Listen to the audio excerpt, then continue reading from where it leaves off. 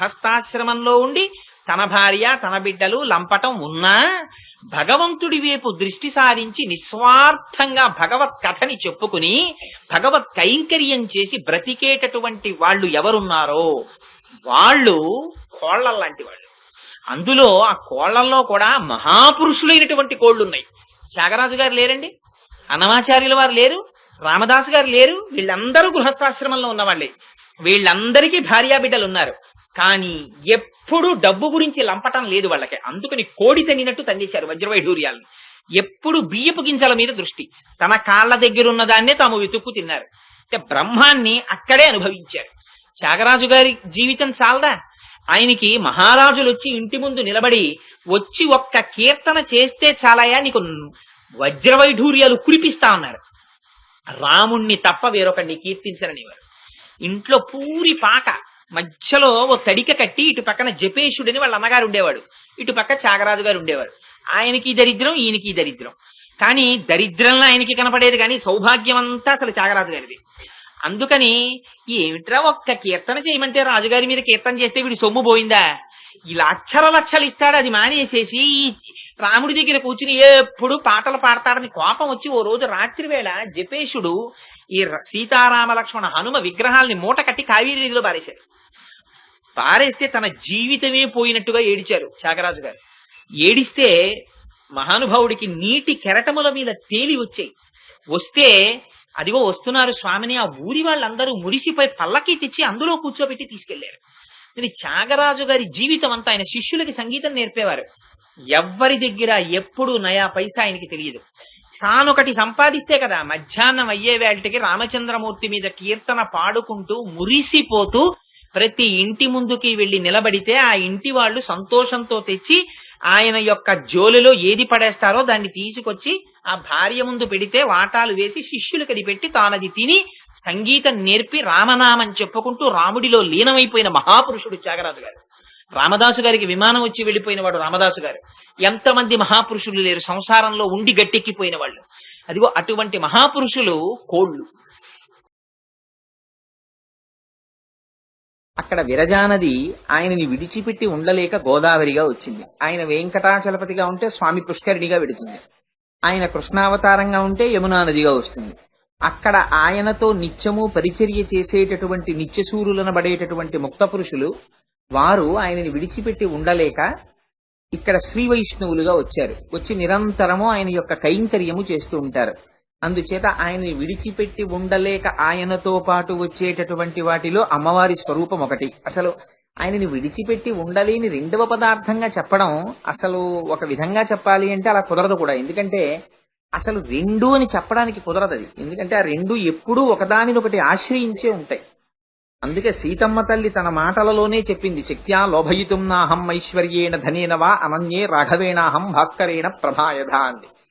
సూర్యుడి కాంతి ఎలా విడివడవో, దీపము దీపపు ప్రభ ఎలా విడివడవో, అలా ఆ లక్ష్మీనారాయణులు సర్వకాలములయందు ఒకరితో ఒకరు కలిసే ఉంటారు.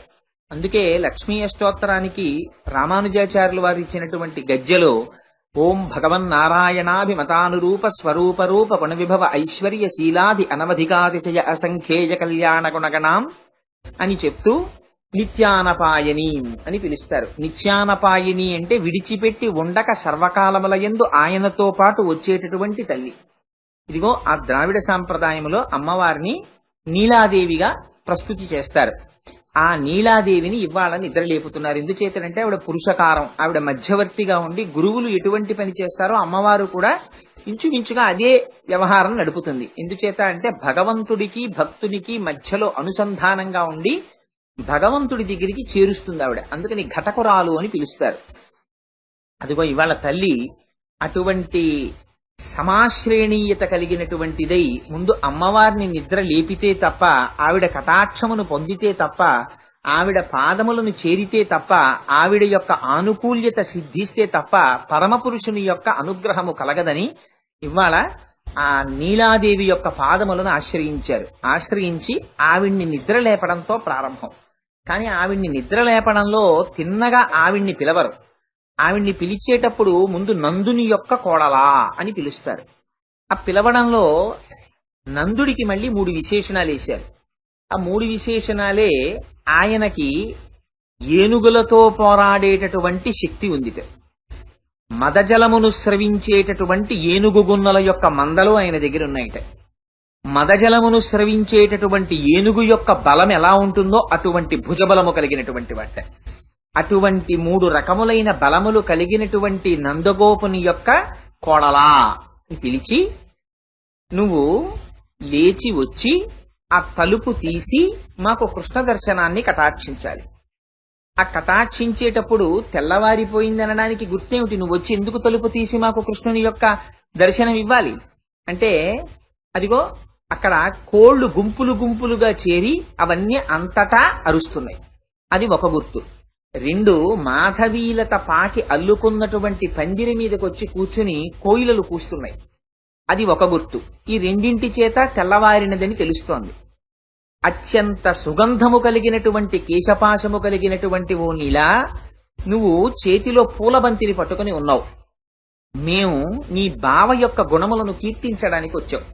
అందుచేత నువ్వు నిద్రలేచి మా అందరికీ నాయకత్వము వహించి, ఆ నాయకత్వము వహించమనేది గోపికల్ని పిలుస్తారు. అందుచేత నువ్వు లేచి వచ్చి ఎర్ర తామర పువ్వు వంటి నీ చేతితో ఆ తలుపు యొక్క గడియని తీసేటప్పుడు చేతి గాజులు గల్లుమనేటట్టుగా ఆ గడియ తీసి మాకు కృష్ణ పరమాత్మ యొక్క దర్శనమును ఇప్పించవలసినది అని ఈ పాశురంలో నీలాదేవిని ప్రస్తుతి చేసి ఆవిడ పాదములు పట్టి ప్రార్థన చేస్తారు. ఆ పాశురమే 18వ పాశురం. అందుకని ముందు మదకళిత్ నోడాద తోల్వలియన్ అని ప్రారంభం చేసి ఇందులో ఆ ఏనుగుల గురించి మాట్లాడతారు. ఈ ఏనుగుల గురించి మాట్లాడడంలో నిజానికి మూడు విశేషణాల్లో ఏనుగులతో పోరాడతాట. ఏనుగుల యొక్క మందలని కలిగి ఉన్నవాట, ఏనుగు వంటి బలమున్నవాట. మూడు విశేషణాలు వేశారు. ఇందులో మీరు భాగవతంలో నందుడి గురించి తెలివితే ఆయనకి ఎక్కడ ఏనుగు గున్నలు ఆయన దగ్గర ఉన్నట్టు గాని, ఆయన ఏనుగుల్ని పోషించినట్టు గాని, లేకపోతే ఏనుగులంటే బలం ఉండి ఆయన ఏదో పోరాటాలు చేసినట్లు గాని ఎక్కడ నందుడి గురించి ఎక్కడా ప్రస్తావన లేదు భాగవతంలో. కానీ మరి ఈ మాటలు ఎందుకు అనవలసి వచ్చింది అంటే, కొడుకుని దృష్టిలో పెట్టుకుని, కృష్ణ పరమాత్మని దృష్టిలో పెట్టుకుని తండ్రి గారిని కీర్తిస్తున్నారు. కృష్ణ పరమాత్మ ఏనుగులతో యుద్ధం చేశారు. ఎక్కడ అంటే కువలయాపీడం అనేటటువంటి ఏనుగు యొక్క అహంకారమును అణచి దాన్ని సంహరించారు. చిత్రం ఏమిటంటే, ఒక ఏనుగుని రక్షించారు గజేంద్ర మోక్షం, ఒక ఏనుగుని మర్దించారు కువలయాపీడం. అందుచేత ఏనుగులతో యుద్ధము చేయగలిగినటువంటి బలమున్నవాడా అని పిలవడంలో, ఏనుగులతో యుద్ధము చేసేవాడా అనడంలో కృష్ణుడిని దృష్టిలో పెట్టుకుని తండ్రితో మాట్లాడుతున్నారు. రెండు, మరి కృష్ణుడికి ఏనుగులు లేవు కదా, అదే నందుడికి ఏనుగులు లేవు కదా అంటే దానికి ఒక చిన్న సమర్థన చెప్పారు. కృష్ణుడి దగ్గర ఆ దేవకీదేవి యొక్క భర్త అయినటువంటి వసుదేవుడు, ఆయనకి ఉన్నటువంటి ఏనుగులు ఈ నందుడి దగ్గర ఉండేవిట. దేవకీదేవి తో పాటుగా రోహిణి కూడా ఆయన భార్యయే కదా వసుదేవుడికి. ఆ రోహిణీదేవి నందవ్రజంలో ఉండబట్టి కదా అక్కడ దేవకీదేవి యొక్క గర్భాన్ని వెలికి తీసి రోహిణిలో ప్రవేశపెడితే బలరాముడు ఉద్భవించాడు. అందుకని ఆ వసుదేవుని యొక్క భార్య అయినటువంటి రోహిణియే నందవ్రజంలో ఉండగా వసుదేవుని యొక్క ఏనుగులు ఉండడంలో పెద్ద ఆశ్చర్యమే ఉంది. అందుకని ఆ ఏనుగుల మందలు కూడా ఇక్కడ ఉండేవిటే. ఉండి అంటే అంత మిత్రత్వం ఉన్నటువంటి వాళ్ళు ఆ నందుడు వసుదేవుడు. అందుకని ఎంత విశ్వాసం, ఎంత ప్రేమ, ఎంత స్నేహం లేకపోతే మిగిలిన భార్యలు కారాగారంలో ఉండగా, వసుదేవుడు కారాగారంలో ఉండగా రోహిణిని ఒక్కదాన్ని తీసుకొచ్చి నందవ్రజంలో నందుడి దగ్గర రక్షణ భారం వహించమని రోహిణిని తీసుకొచ్చి నందుడి దగ్గర ఉంచుతాడు వసుదేవుడు. అందుకని ఆయన యొక్క ఏనుగుల మందలు కూడా ఉండేవిట నందుడి దగ్గర. ఆ ఏనుగులు కూడా అడవికి వెళ్లి మేత మేసి వెనక్కి వస్తుండేవిట. అదిగో, అయితే బాహ్యంలో నిజంగా ఈ ఏనుగుల గురించి పెద్ద అల్లరి పడిపోక్కర్లా. అసలు రహస్యం ఆ లోపల ఉండేటటువంటి ఆంతర విషయం ప్రధానం. అందుచేత అటువంటి ఏనుగుల యొక్క గుంపులు తన దగ్గర కలిగినటువంటి వాడు, ఏనుగుకి ఎంత బలం ఉంటుందో అంత బలం ఉన్నవాడు. ఈ మూడు విశేషణాలు చెప్పారు. చెప్పి అటువంటి నందుడికి కోడలా అని పిలిచారు. నిన్నటి రోజున కూడా నందుణ్ణి నిద్రలేపేటప్పుడు ఆయనకి కొన్ని విశేషణాలు వేశారు. అంబరమే, తన్నీరే, శోరే అని కావలసినటువంటి వారికి వస్త్రములనిచ్చేటటువంటి వాడు, కావలసిన వారికి అన్నమునిచ్చేవాడు, కావలసిన వారికి నీళ్లనిచ్చేవాడు, ధర్మబుద్ధితో ఎటువంటి ఫలాపేక్ష లేకుండా ఇచ్చేటటువంటి ఉదార బుద్ధి కలిగిన నందుడు అని పిలిచారు. ఆ పిలవడంలో నందుడంటే గురువు అని చెప్పుకున్నాను నిన్న. అదిగో ఇవాళ కూడా ఆ స్వరూపం గురించే మాట్లాడుతున్నారు. ఏనుగులతో పోరాటము చేయడము అంటే ఆ ఏనుగులు బయట ఎక్కడా ఉండవు, అసలు ఆ ఏనుగులన్నీ ఇక్కడ ఉంటాయి. అవి ఇక్కడ లేచి తిరుగుతుంటాయి. ఏనుగుకి మనకి సాధారణంగా శాస్త్రంలో ఎక్కడైనా చెప్పవలసి వస్తే ఏనుగుని ఎక్కువ చూపిస్తూ ఉంటారు. ఏనుగుని ఎక్కువ చూపించడం వెనకాతలో ఒక రహస్యం ఉంది. గజేంద్ర మోక్షంలో కూడా ఏనుగునే వాడుకున్నారు. ఏనుగుని ఎందుకు అంతలా చూపిస్తూ ఉంటారు అంటే, ఏనుగు అన్నింటికన్నా తక్కువ ఎత్తు ఎగురుతుంది, బరువు ఎక్కువ, ఒంటి బరువు. ఆ ఒంటి బరువు ఉండడమే ఏనుగు ఎక్కువ ఎగరలేదు. అందుకని అది ఎప్పుడు భూమిని అంటి పెట్టుకుని ఉంటుంది. అలా ఎప్పుడు సంసారాన్ని అంటి పెట్టుకుని సంసారమగ్నుడైపోయినటువంటి జీవి యొక్క స్థితిని చూపించడానికి ఏనుగుని చూపిస్తారు. కానీ సంసార లంపటము లేకుండా సంసారమునందు నిమగ్నుడు కాకుండా ఉండడమే కామక్రోధాల్ని జయించడం. కామక్రోధాల్ని జయించడం అంటే ఇది వాక్యంతో నోటితో చెప్పేయడం అంటే చాలా తేలిగ్గా ఉంటుంది. కామక్రోధాదుల్ని జయించిన వాడు గురువు అని. కానీ ప్రపంచంలో ప్రపంచాన్నంతటినీ జయించచ్చేమో, కామక్రోధాదుల్ని మాత్రం జయించలేదు. అందుకే దేవి భాగవతంలో వ్యాస భగవానుడు ఒక అందమైన మాట చెప్తారు. ఆయన అంటారు, భ్రమన్ సర్వతీర్థేషు స్నాత్వా స్నాత్వా పునః పునః నిర్మలం న మనో యావత్ యావత్ సర్వం నిరర్థకం అన్నారు. నువ్వు ఎన్ని తీర్థాలు తిరుగు, ఎన్ని నదుల్లో స్నానం చెయ్యి, ఎన్ని క్షేత్రాలకెళ్ళు, ఎన్ని దేవాలయాలకెళ్ళు, ఇవన్నీ ఎందుకు తిరుగుతున్నావు అంటే మనస్సుని నిర్మలం చేసుకోవడానికి. ఈ మనస్సు నిర్మలం అవ్వకుండా ఎన్ని క్షేత్రాలకెళ్ళినా మనస్సులో సంసారాన్ని కామక్రోధాదుల్ని పట్టుకుని అక్కడికి వెడితే దానివల్ల వచ్చేటటువంటి ఉపయోగం ఏం లేదు. అన్నింటికన్నా రహస్యం ఏమిటంటే ఇంద్రియాని బలిష్టాని నియుక్తాని మానద. అన్నింటికన్నా బలమైనవి ఏమిటి అంటే ప్రపంచంలో ఇంద్రియాలు. మీరు 100 మంది పిల్లల్ని బెత్తం పట్టుకుని తలెత్తకుండా చదివేటట్టు చెయ్యొచ్చు. అత్యంత పౌరుష పరాక్రమములు కలిగినటువంటి రాజుని లొంగ తీసుకోవచ్చు. ఏదైనా భుజబలంతో తెలివితేటలతోటి సాధించచ్చేమో కానీ ఇంద్రియాల్ని నిగ్రహించడం మాత్రం అంత తేలిక కాదు. కన్నుని నువ్వు ఇది చూడకుండా ఉండు అని నిగ్రహించండి, అదేం ఉండదు. చెవిని ఇది వినకుండా ఉండు అనండి, అదేమీ వినదు. ఇక్కడ కూర్చుని పాపం పూజ చేసుకుందాం అని కూర్చుంటాడు కానీ టెలిఫోన్ మీద, ఆ తలుపు కొట్టినవాడి మీద, ఇంట్లో భార్య స్నానం చేస్తుంటుంది, పిల్లలు ప్రైవేట్కి ఎడతారు. ఈయన తప్పేం లేదు పాపం, సంధ్యావందనం చేసుకుంటూ ఉంటాడు. ఎవరో వచ్చి తలుపు కొడుతుంటారు. అప్పుడే చెప్తుంటాడు, ఆ మంత్రం చెప్పి ఆ అర్ఘ్యం ఇస్తుంటాడు. ఒక మాట టకటకటక చప్పుడైపోతుంది, రెండో మాట ఇక్కడ ఇస్తుంటాడు, ఇంకా చప్పుడైపోతుంది. లోపల నుంచి విసుగొచ్చేస్తుంటుంది, యాంత్రికంగా నీళ్లు వెళ్ళిపోతుంటాయి అర్ఘ్యం. కానీ మనస్సంతా అక్కడికి వెళ్ళిపోతుంది. ఎందుకని ఈ ఇంద్రియం లాగేసింది. లాగేగానే మూడో మాట అర్ఘ్యం ఇవ్వకుండా పెద్ద పరుస్తాడు, ఏంటి అంత తలుపు కొడుతున్నారు ఎవరు తీరా అని. ఎందుకని ఇది లాగేసింది. అలా కన్ను లాగేస్తుంది, ముక్కు లాగేస్తుంది, స్పర్శేంద్రియం లాగేస్తుంది, నాలుక లాగేస్తుంది. 5 ఇంద్రియాల్ని నిగ్రహించడం అంటే అంత మాటలేం కాదు. ఒక్క ఇంద్రియ ప్రకోపానికే ఒక్కొక్క జాతి మరణిస్తుంది. కన్ను బాగా పనిచేస్తే ఆ చూడడం అనేటటువంటి ఇంద్రియం యొక్క లౌల్యానికి కొన్ని పడిపోతాయి, వినడానికి కొన్ని పడిపోతాయి. ఇప్పుడు మళ్ళీ అవన్నీ చెప్పడం అంటూ ప్రారంభం చేస్తే అది చాలా సమయం తీసేసుకుంటుంది. ఆ వినడానికి జింక పడిపోతోంది పాటకి, చూడ్డానికి దీపపురుగు పడిపోతోంది, స్పర్శకి ఏనుగు పడిపోతోంది, రసేంద్రియానికి చాప పడిపోతోంది. ఇలా ఒక్కొక్కటి ఒక్కొక్క ఇంద్రియానికి పడిపోతున్నాయి. ఇంద్రియాలు ఉండడం ఎంత బలమో ఇంద్రియాల్ని నిగ్రహించడం అంత కష్టం. ఈ 5ంటిని మీరు ఆపలేరు, అవి వాటి విచ్చలవిడిగా తిరుగుతుంటాయి. ఆ విచ్చలవిడిగా తిరిగేటటువంటి ఇంద్రియాల్ని వెనక్కి తీయడం చాలా కష్టం. దీనికి గురువు యొక్క అనుగ్రహం కావాలి. ఇది ఎప్పుడు వెనక్కి తీసి పట్టుకుని ఉంటాడు గురువు. అందుకని ఆయనకి కామము క్రోధము ఈ రెండింటిని జయిస్తాడు. జయించడం అంటే చాలా యథార్థమైన మాట మాట్లాడాలి అంటే కామక్రోధాదుల్ని జయించడం అంత తేలిక కాదు. వాళ్ళిద్దరు అన్నదమ్ములు, వాళ్ళిద్దరూ ఎప్పుడు అవకాశం కోసం చూస్తూ ఉంటారు. ఇంత చిన్న సందు దొరికితే ముందు కామం దూరుతుంది, అందులోకి దూరగానే దాని వెనకాతలే క్రోధం దూరిపోతుంది. పాపం ఆయన మంచిగా ఉండాలని అనుకుంటాడు. తిరుమలలో దర్శనానికి వెళ్లి ఇలా లోపలికి వెళ్లి దేవాలయంలోకి బయటికి వచ్చే వాళ్ళకి అక్కడ ఓసారి ఆపుతారు అందరినీ. ఈ లోపలికి వెళ్లే వాళ్ళు వెళ్ళిపోతుంటారు. ఎక్కువ మంది బయటకు వచ్చేసే వాళ్ళు అయిన తర్వాత ఓ విజిల్ ఒకటేసి ఆ తాళ్ళలోంచి అవతల వాళ్ళని ఒకసారి అలా పంపిస్తూ ఖాళీ చేసి బయటికి వెళ్లే వాళ్ళని పంపించేస్తారు. ఈలోగా కొంచెం గార్డ్ అటో ఇటో తిరిగాడు అనుకోండి, ఈ బయటికి వెళ్ళిపోతున్నవాడు తాడు కింద నుంచి మళ్ళీ ఇటు వెళ్ళాడు అనుకోండి, వాడు మళ్ళీ దర్శనానికి వెళ్ళొచ్చు.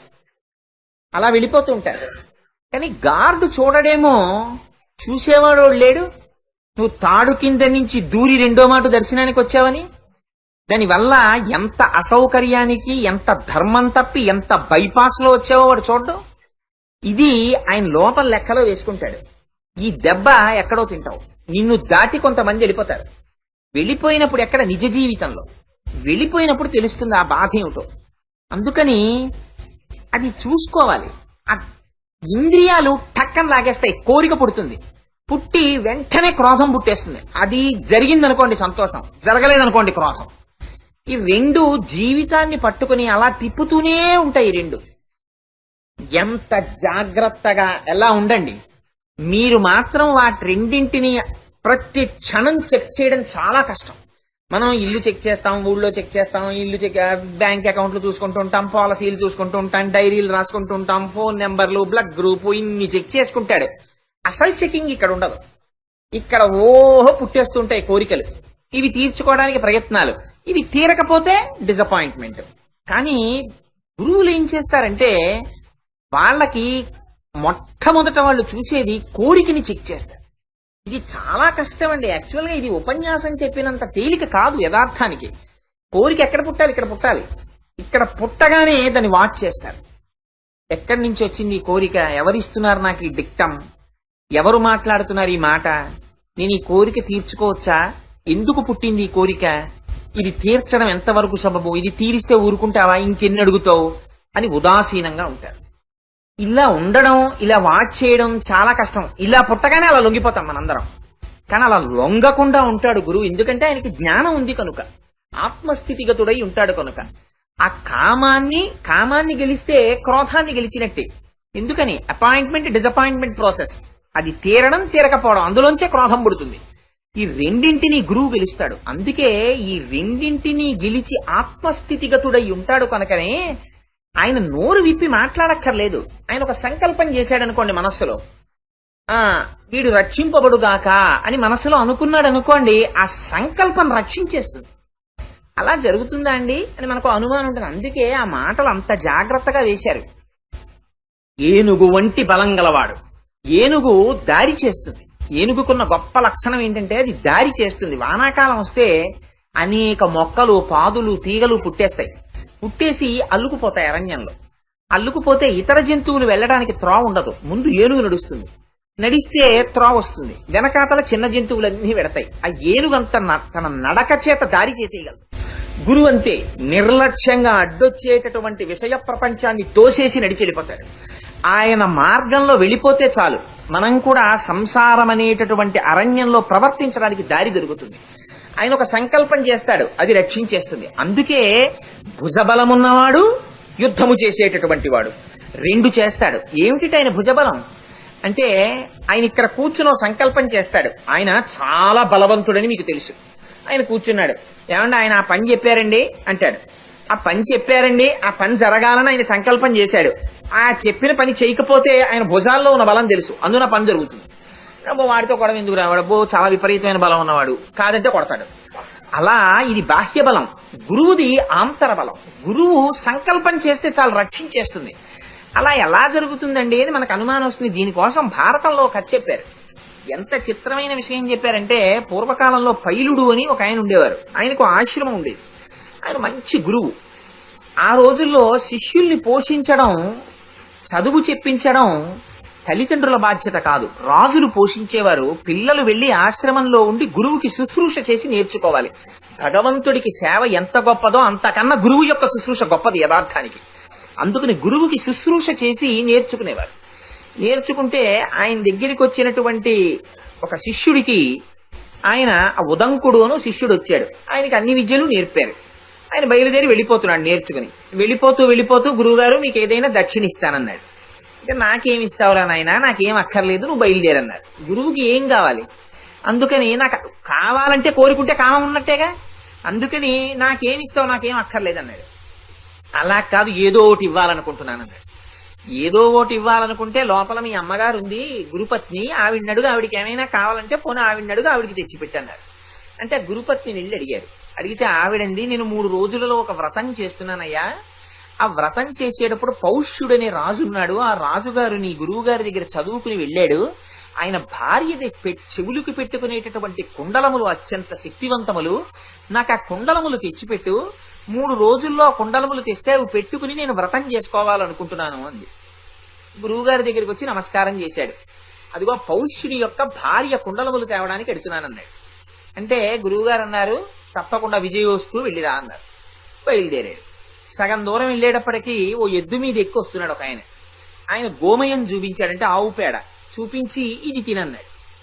ఈ ఉదంకుడు అన్నాడు, ఏడా ఆవు పేడ తినడం ఏంటి, నాకు అక్కర్లేదన్నాడు. అంటే ఆయన అన్నాడు, ఇది మీ గురువు తిన్నాడు తెలుసా అన్నారు. మా గురువు గారు తిన్నారా అని వెంటనే తినేశాడు. అంటే ఇంకో మాట మాట్లాడలేదు ఉదంకుడు. వెళ్ళిపోయాడు. వెళ్ళిపోయి గురువుగారి ఇంటి, ఆ రాజుగారి ఇంటికి వెళ్ళాడు. రాజు బ్రహ్మచారి వచ్చాడని ఎదురెళ్ళి తీసుకొచ్చాడు. తీసుకొచ్చి ఏం కావాలన్నాడు. నీ భార్య కుండలములు కావాలన్నాడు. లోపల ఉంది, నా భార్యని వెళ్ళి అడిగి తీసుకో అన్నాడు. లోపలికి వెళ్ళాడు. వెడితే ఆయన భార్య కనపడలేదు. బయటికి వచ్చి, మహారాజా బ్రహ్మచారులతో పరాచకం ఆడుతున్నావు, నీ భార్య అంతఃపురంలో లేదన్నాడు. నేను ఈ మాట అంటే నువ్వు బాధపడతావు, నీకు శౌచం లేదు, అందుకే నా భార్య నీకు కనపడలేదన్నాడు. అదే నాకు శౌచం లేకపోవడం ఏమిటన్నాడు. నా భార్యకు ఆ శక్తి ఉంది, శౌచం లేని వాడికి నా భార్య కనపడదు. నువ్వు బ్రహ్మచారివని లోపలికి పంపించాను అంతఃపురంలోకి, నువ్వు శౌచం తప్పిన బ్రహ్మచారి, అందుకే నీకు కనపడలేదు. నేను ఏం పొరపాటు చేశానని ఆలోచించాడు. మూత్ర విసర్జన చేసిన తరువాత రహదారి నుంచి వస్తూ కాళ్ళు చేతులు ముఖం కడుక్కోకుండా ఆచమనం చేశాను. ఆ అశౌచ దోషం నన్ను పట్టుకుంది, అందుకే నాకు కనపడలేదనుకున్నాడు. వెంటనే వెళ్లి కాళ్ళు చేతులు ముఖం, ధర్మం ఎంత జాగ్రత్తగా మాట్లాడతారో పెద్దలు. కాళ్ళు చేతులు ముఖం కడుక్కుని అప్పుడు ఆచమనం చేసి మళ్ళీ వచ్చాడు. కనపడింది ఆవిడ. కనపడితే దేనికి ఏం కావాలని అడిగింది.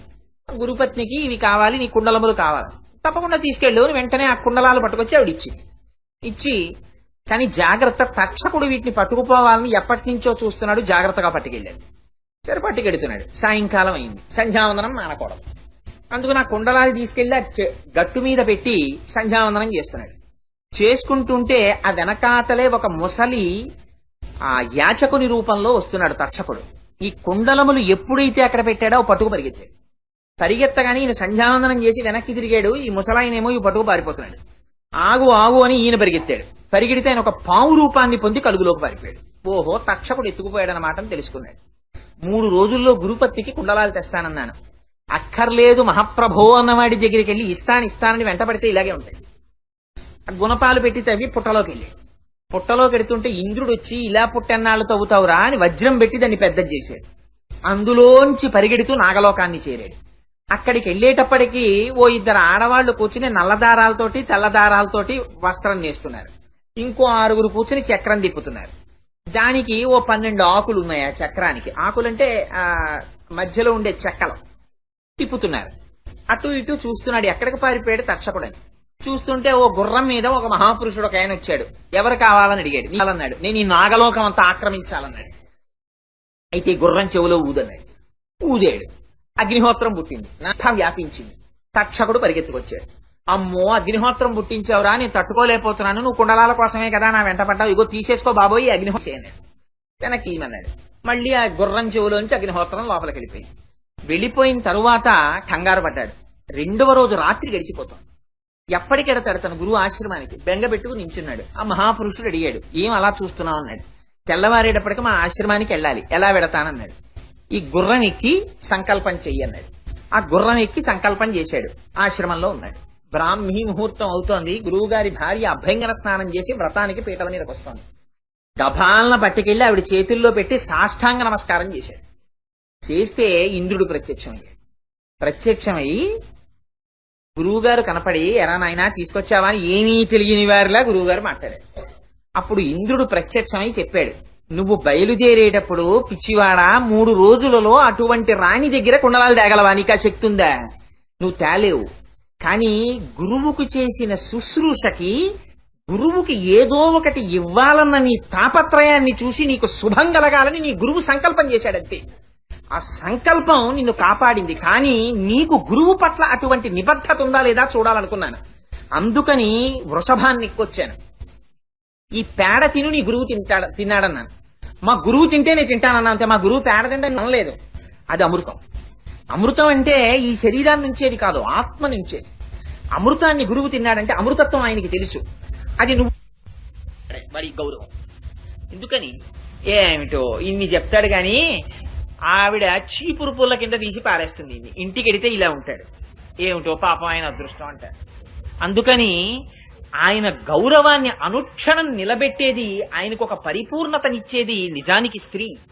అందుకని ఇవాళ ఆ నందుని కోడలా అని పిలిచారు. పిలిచి, అమ్మా నువ్వు నిద్రలే, నువ్వు నిద్ర లేవడంలో ఎలా నిద్ర లేవాలి, నీకు సహజమైనటువంటి సుగంధము కలిగినటువంటి దీర్ఘమైన కేశపాసము కలదానా అని పిలిచారు.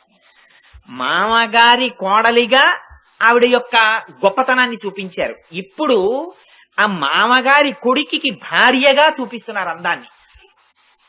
అసలు మహాభారతం దీని గురించి చాలా అందంగా మాట్లాడింది. ద్రౌపది దగ్గరికి వెళ్ళి సత్యభామ అడిగింది ఓ రోజున, నీకు 5 భర్తలు కదా, 5 భర్తలు ఎప్పుడు నీకు వశవర్తులై ఉంటారు, ఒక్కళ్ళు నిన్ను చిన్న చేసి మాట్లాడరు, ఆ రహస్యం ఏమిటో నాకు చెప్తూ, ఎందుకంటే నీకు 5 భర్తలు, నాకు వచ్చిన సమస్య ఏమిటంటే 16,000 మంది గోపికలు మా ఆయనకి.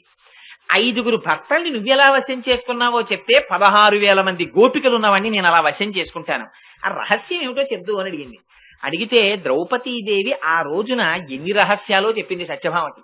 ఏమిటో తెలుసా అండి, మా ఆయన వచ్చి ఎప్పుడైనా ఇది చెయ్యి అంటే అలాగే చేసేస్తాను అని 1/2 గంట పోయిన తర్వాత ఒకవేళ అలా చేయకుండా ఉండడం మంచిది అనిపిస్తే, ఏమంటే మీరు చెప్పినట్టు చేసేస్తాను కానీ ఒక్కసారి ఆలోచించండి ఇలా చేస్తే అంటాను తప్ప మీ బుద్ధి ఎప్పుడంటే ఇలాగే చెప్తుంటారు మీరు అని అనను నేను.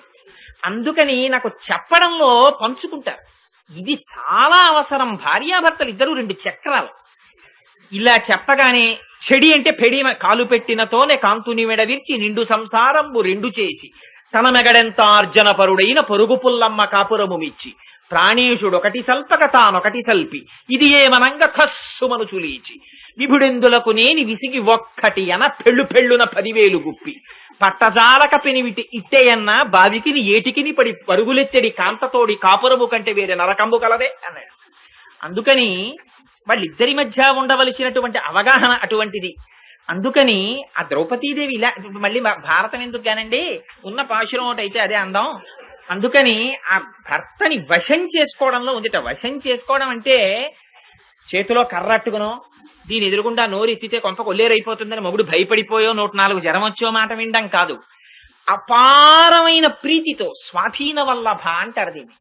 ఇది ఆవిడ కేశపాసం చూపిస్తుంది. దీనికి సహజ సుగంధం ఉంది. అంటే వ్యామోహం భర్త పట్ల. ఆవిడ భర్తకి నిత్యము అనుసరణీయ, ఆయన్ని విడిచిపెట్టి ఉండదు. ఆయన ఏం చేసినా ఆయన వెనకాతలే ఉంటుంది, ఇంకేం అక్కర్లేదు. ఎప్పుడు ఆవిడతోటే. ఓసారి శ్రీభాష్యం అప్పలాచార్య స్వామి వారు సభలో కూర్చున్నారు. కూర్చుంటే ఆయన పక్కన ఒక పండితుడు కూర్చున్నాడు. కూర్చుని లక్ష్మీదేవి గురించి ఓ మాట చెప్పాడు. లక్ష్మీం క్షీరసముద్రరాజతనయాం అని శ్లోకం ఉంది లక్ష్మీదేవి మీద. ఆవిడికి పుట్టిల్లంటే చాలా గౌరవం. పాలసముద్రంలో పుట్టింది, అందుకని ముందు పాలసముద్రంలో తండ్రి గారి పట్ల అనుబంధాన్ని ఆవిడ ఎక్కువగా స్మరిస్తుంది. అందుకని లక్ష్మీం క్షీరసముద్రరాజతనయాం అని శ్లోకం వచ్చింది అని ఏదో చెప్తున్నాడు. చెప్తుంటే అప్పలాచార్య స్వామి వారు తట్టుకోలేక గబుక్కుని మైక్ తీసుకుని అన్నారు. అక్కడతో ఆ శ్లోకం ఆగిపోలేదు. లక్ష్మీం క్షీరసముద్రరాజతనయాం శ్రీరంగధామేశ్వరీం. ఆవిడ పుట్టింది ఎక్కడైనా ఎప్పుడూ ఉండేది ఆయన వక్షస్థలం మీద. అసలు ఆవిడ విడిచిపెట్టి ఎప్పుడు రాదు మళ్ళీ పాలసముద్రానికి. అందుకని పుట్టింది ఎక్కడో అక్కడ పుట్టాలి, కానీ మెట్టినింటి గౌరవాన్ని నిలబెట్టింది. అక్కడే ఉండిపోయింది. అలా ఆయన గుండెల్లో నిలబడిపోయింది. ఏం చోట్లేదా ఇక్కడ పెట్టుకోవడం ఎందుకు ఆవిడ్ని అంటే, భార్య పొందవలసిన స్థానం అది. బయట ఎక్కడ తిరుగుతున్నావు కాదు. ఆఫీస్కి ఆవిడ వెళ్ళొచ్చు, ఆఫీస్కి ఈయన వెళ్ళొచ్చు. అంతేగాని రోజు కోటేశ్వర ఉపన్యాసంలో చెప్పారండి నేను ఇక్కడ గుడ్డ కట్టుకుని దాంట్లో పెళ్ళాన్ని కూర్చోబెట్టుకుని తిరగమనే దాని ఉద్దేశం అది కాదు. అస్య దేవ్యా మనస్తస్మిన్ తస్య చాస్యాం ప్రతిష్ఠితం తేనేయం శుచి ధర్మాత్మ ముహూర్తమపి జీవతి అంటారు హనుమ. ఈవిడ మనస్సు ఆయన దగ్గరుంది, ఆయన మనస్సు ఈవిడ దగ్గరుంది. ఇది దాంపత్యం అంటే. అందుకని శుభలేఖ వేస్తే జనక్యాహ కమలాంజలి పుటేయాహ పద్మరాగాయితాహ న్యస్తా రాఘవ మస్తకేచ విలసత్రుంధ ప్రసూనాయితాహ అన్నారు. ఈయన మనస్సు ఆవిడికి తెలుసు, ఆవిడ మనస్సు ఈయనకి తెలుసు. ఆయన గురించి ఏదైనా చెప్తే అబ్బాయి ఆయన ఒప్పుకోరండి ఇది అనేస్తుంది. ఎందుకు అనేయగలిగింది? ఆయన గురించి ఆవిడికి తెలుసు. ఆవిడ గురించి ఒక మాట చెప్తే అది అది చెయ్యదండి అలాంటి పనులు అంటాడు. ఎందుకని? ఆవిడ గురించి ఈయనకి తెలుసు. ఈయన చెప్పింది నిజమేనా? పట్టాభిషేక సర్కలో చూపించారు ఇది కరెక్టో కాదో మహర్షి. సీతమ్మ తల్లి రామచంద్రమూర్తి సింహాసనం మీద కూర్చున్నారు, అందరికీ దానాలు ఇచ్చేశారు, ఇంకెవరికి ఇవ్వవలసిన వాళ్ళు ఎవరు లేరు లిస్టులో. ఇచ్చేశాక ఆవిడ మెళ్ళలోంచో హారం తీసింది, చేత్తో పట్టుకుంది. అందరికీ ఇచ్చేసావు కదా, మళ్ళీ ఇదేమిటి మళ్ళీ గొలుసుట్టుకున్నావు అనాలి. రాముడు అలా అనలేదు. ఆయన ఇలా అంటే ఇద్దరి మనస్సులు వేరుబడి ఉన్నట్టు. ఆవిడ ఎందుకు తీసిందో ఈయనకి తెలియదు, అందుకని ఆయన అన్నారు ఆవిడ తీసింది ఎందుకో ఎవరికి ఇస్తుందో ఆయనకి తెలుసు. ఆయన అన్నారు ప్రదేహి సుభగేహారం యస్య తుష్టాసి భామిని పౌరుషం విక్రమో బుద్ధిర్ యస్మిన్ నేతాని సర్వశః అన్నారు. పౌరుషము బుద్ధి నీ యొక్క సౌభాగ్యమునకు కారణమైన వాడు ఎవరో ఆయనకి ఈ హారం ఇయ్యన్నారు. ఆవిడ తీసింది కూడా హనుమకి ఇవ్వడానికి. వెంటనే హనుమకి ఇచ్చింది, ఆయన కళ్ళకద్దుకుని మెళ్ళో వేసుకున్నాడు. ఇది భార్యాభర్తల యొక్క మనస్సులు కలిసి ఉండడం. ఇది ఆయన పట్ల సర్వకాలముల యందు వ్యామోహం కలిగి ఉండడం. అంటే వ్యామోహం అంటే విర్రి అన్న అర్థంలో తీసుకోకండి. ఆయన తప్ప ప్రపంచం లేకపోవడం, ఎప్పుడూ ఆయనని అనుసరించి ఉండడం. ఆయనే నాకు సర్వకాలముల ఆయన ఉంటే చాలు, ఇంకేం అక్కర్లేదని మనసారా కోరుకోగలగడం. ఎప్పుడు ఆయన మాట నిలబడాలి, ఆయన మాట గౌరవంగా ఉండాలి, ఆయన గౌరవింపబడాలి, ఆయన ఉన్నతిని పొందాలి అని మనస్సులో సంకల్పాన్ని చెంది తన భావనలన్నీ ఆయనని అనువర్తించి ఉండడం. ఇదే నల్లని కేశపాశం. ఆయన పట్ల వ్యామోహము, ఆ వ్యామోహములో అత్యంత మంగళత్వముతో కూడినటువంటి భక్తి. ఇవి రెండు సహజమైనటువంటి సుగంధంట. ఇది నూనె రాసుకుంటే రాలేదు ఈ వాసన, ఏ క్యాస్టర్ ఆయిలో లేకపోతే ఫలానా కంపెనీ వారి నూనె రాసుకుంటే వచ్చిన వాసన కాదు. అది సహజంగా ఉంది ఆ వాసన ఆవిడ కేశపాశానికి. అంటే భర్త పట్ల వ్యామోహముతో కూడి భర్త పట్ల ఉన్నటువంటి భక్తి, ఈ రెండు కలిసి ఉండడమే ఆవిడ యొక్క కేశపాశం. అందుకని అమ్మా నువ్వు ఇటువంటి వ్యామోహం పెట్టుకున్న దానివి కనుక ఆయన నీ మాట వింటాడు. అటువంటి భార్య మాట భర్త ఎలా తీసేస్తాడు? తీయలేడు. అందుకని ఏం చెయ్యాలి? నువ్వు ఒక్కసారి నిద్రలేచి, ఏమండి పిల్లలందరూ వచ్చి బయట నుంచి ఉన్నారు అంటే ఆయన గభాలన లేచి మా కోసం వస్తాడు. మేము పిలిస్తే వస్తాడా అమ్మా? అందుకని నువ్వు ఆయన్ని మా దగ్గరికి పంపాలి అని అడగడానికి ఇంత సింబాలిక్ గా మాట్లాడారు వాళ్ళు. దీర్ఘమైన నల్లని కేశపాశము కలిగి దానికి సహజ సుగంధం ఉన్నటువంటి దానా నీలాదేవి, నువ్వు నిద్రలేవాలి.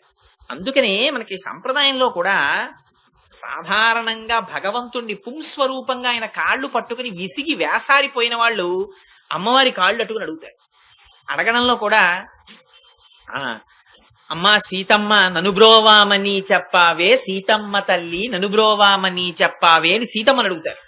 అమ్మా సీతమ్మ ఆయన అడుగమ్మా అని. నేను అప్పుడప్పుడు చెప్తుంటాను, అసలు అన్నింటికన్నా నాకు చాలా ఆశ్చర్యం కలిగే సంఘటన దాశరథి రంగాచార్యులు గారు రాశారు.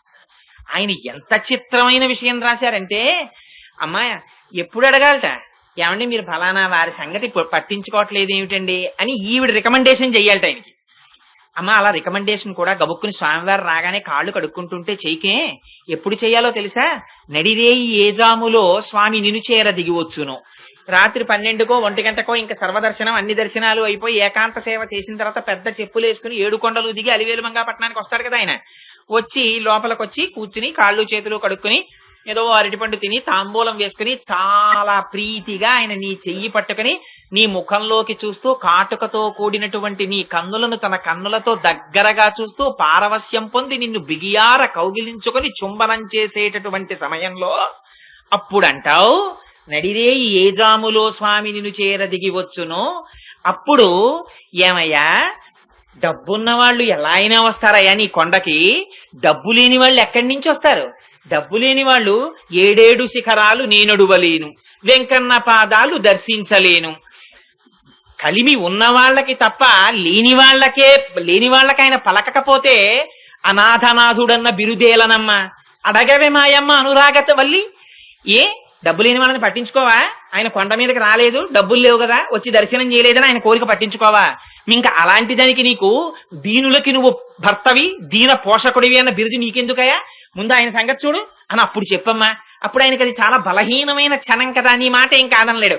అబ్బా చూస్తానులే వాడి సంగతిని మాట ఇచ్చేస్తాడు. అందుకని ఈ మాట అప్పుడు అడుగమ్మా. ఎంత అందం చూడండి, నిజంగా ఎంత గడుసుతనమో అడగడంలో. అందుకని అమ్మవారి పాదాలు తొందరగా పట్టుకుంటారు. ఇది ఇక్కడ నుంచి అక్కడ వరకు ఉంటుంది. ఇంట్లో కూడా తండ్రి ఎంత పిల్లలతో కలగలిచిపోయి ఉండనివ్వండి, పండక్కి ఓ 200 పెట్టి పిల్లకి బట్టలు తీవే అంటాడు తండ్రి. అమ్మ 200 కదమ్మా, 400 అయితే ఫలానా డ్రెస్ మా క్లాస్ లో ఫలానా అమ్మాయి కట్టుకుంది, అస్తమానం మన ఇంటికి వస్తుంటుంది కదా, నాన్నగారికి చెప్పమ్మా ఇంకొక 200 ఇమ్మని అని అమ్మ దగ్గరికి వెళ్ళి నాన్నగారి దగ్గరికి వస్తారు. అంతేగాని చనువుగా నాన్నగారి దగ్గరికి రారు. తండ్రి కలగలిసి ఉన్నా కూడా పిల్లలతో ఆ స్థాయి అటువంటిది. తొందరగా అమ్మని ఆశ్రయిస్తారు. అమ్మ ఎన్ని తిట్టనివ్వండి, పిల్లల్ని పట్టుకుని అరగంట సేపు తిడుతుంది.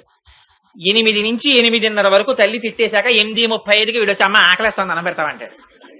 ఆ అనుబంధం తల్లి బిడ్డల మధ్య లేకపోతే అసలు సృష్టి లేదు. అందుకే ఆ లక్ష్మీనారాయణుల దగ్గర కూడా అంతే సంబంధం. అందుకని అమ్మ దగ్గర వాళ్ళు తొందరగా అమ్మ కాళ్ళట్టుకుని, అమ్మ అందుకని నీకు అటువంటి కేశపాశం ఉంది కదమ్మా, నీకు స్వామి నీ వ్యామోహానికి నీ భక్తికి లొంగిపోయినవాడు కదమ్మా, నువ్వొక్క మాట చెప్తే బయటికి వచ్చి మాకు దర్శనం ఇస్తాడు కదమ్మా, అందుకని ఒక్కసారి మాకు దర్శనం ఇవ్వనమ్మా, తెల్లవారిపోతోందమ్మా, తెల్లవారిపోతోందనడానికి గుర్తేమిటి, అదిగోనమ్మా ఎక్కడ చూసినా కోళ్లు అరుస్తున్నాయమ్మా అన్నారు. కోళ్లు అరవడం నీలాదేవికి గుర్తుగా చెప్పడమా వెళ్ళి అంటే? బాహ్యమునందు కూడా నిజంగా కోడికి కాలజ్ఞానాన్ని పరమేశ్వరుడు ఎలా ఇచ్చాడో చాలా ఆశ్చర్యంగా ఉంటుంది. అది బ్రాహ్మీ ముహూర్తం రాగానే అది అరుస్తుంది.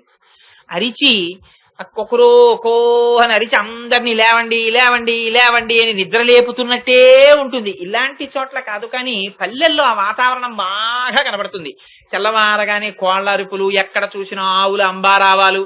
ఇది కూడా బహుశా నందవ్రజమైందో ఏమిటో, ఇవాళ ఎక్కడ చూసినా ఈ ఆవుల అరుపులే వినపడుతున్నాయి. అందుకని అదిగో ఆ కోళ్లు అరుస్తున్నాయి అంటుంది. ఆ కోళ్లు అరవడం అంటే భగవానుడు ఆయన తొందరగా ప్రీతి చెందుతాడు. చెప్పేవాడికి ఎంత సత్తా ఉందని చూడ్డు. వాడికి ఏమి రాకపోయినా వీళ్ళందరూ ఇంత ప్రీతిగా వింటున్నారు రానా స్వరూపాలతో వచ్చి ఆయన అరుస్తున్నాడో ఏమిటో. అందుకని అసలు విశేషం ఏమిటంటే భగవంతుడి గురించి చెప్తున్న చోటికి భగవంతుడు వచ్చినా అది ప్రతిబంధకంగా కనపడుతుంది. ఉండవయ్యా నీ గురించి వినడమే బాగుంది నిన్ను చూడడం కన్నా అంటారు. అందుకని దీన్ని నామానికి ఉన్న శక్తిని చాలా గమ్మత్తుగా చెప్పారండి.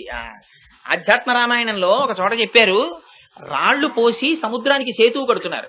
కడుతుంటే రామనామం రాస్తున్నారు, రాళ్లు విసురుతున్నారు, తేలుతున్నాయి. రాముడు చూశాట, ఏమిటి నా నామానికి ఇంత శక్తి ఉందా, ఒక్కసారి అసలు నేను కూడా నా నామానికే ఇంత శక్తి ఉంటే ఇంకా నేను రాయి ముట్టుకుని నేనే రాసి వేస్తే ఏమవుతుందో చూద్దాం అనుకున్నట్ట.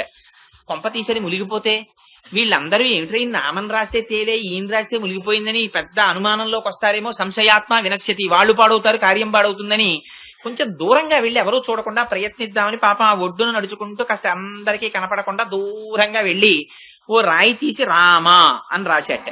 రాసి ఆ సముద్రంలో రాయి బారేశాడు. అది బుడుక్కుని మునిగిపోయింది.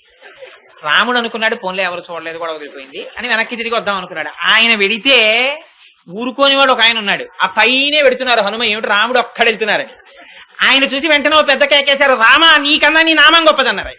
ఇప్పుడే తెలిసిపోయింది, రాయి మీద నువ్వు రాసి విసిరితే మునిగిపోయింది, మేం రాస్తే తేలుతోంది, నీ నామమే గొప్పది నీకన్నా అన్నారు.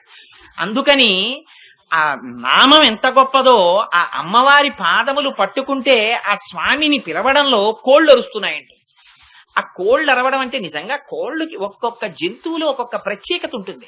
అది బ్రాహ్మీ ముహూర్తం అయిపోతోందన్నది అరుస్తూ ఉంటుంది. అలాగే ఇక్కడ కోళ్లు అరవడం తెల్లవారుతోందని చెప్పడానికి ఉచితమైనటువంటి సంకేతం.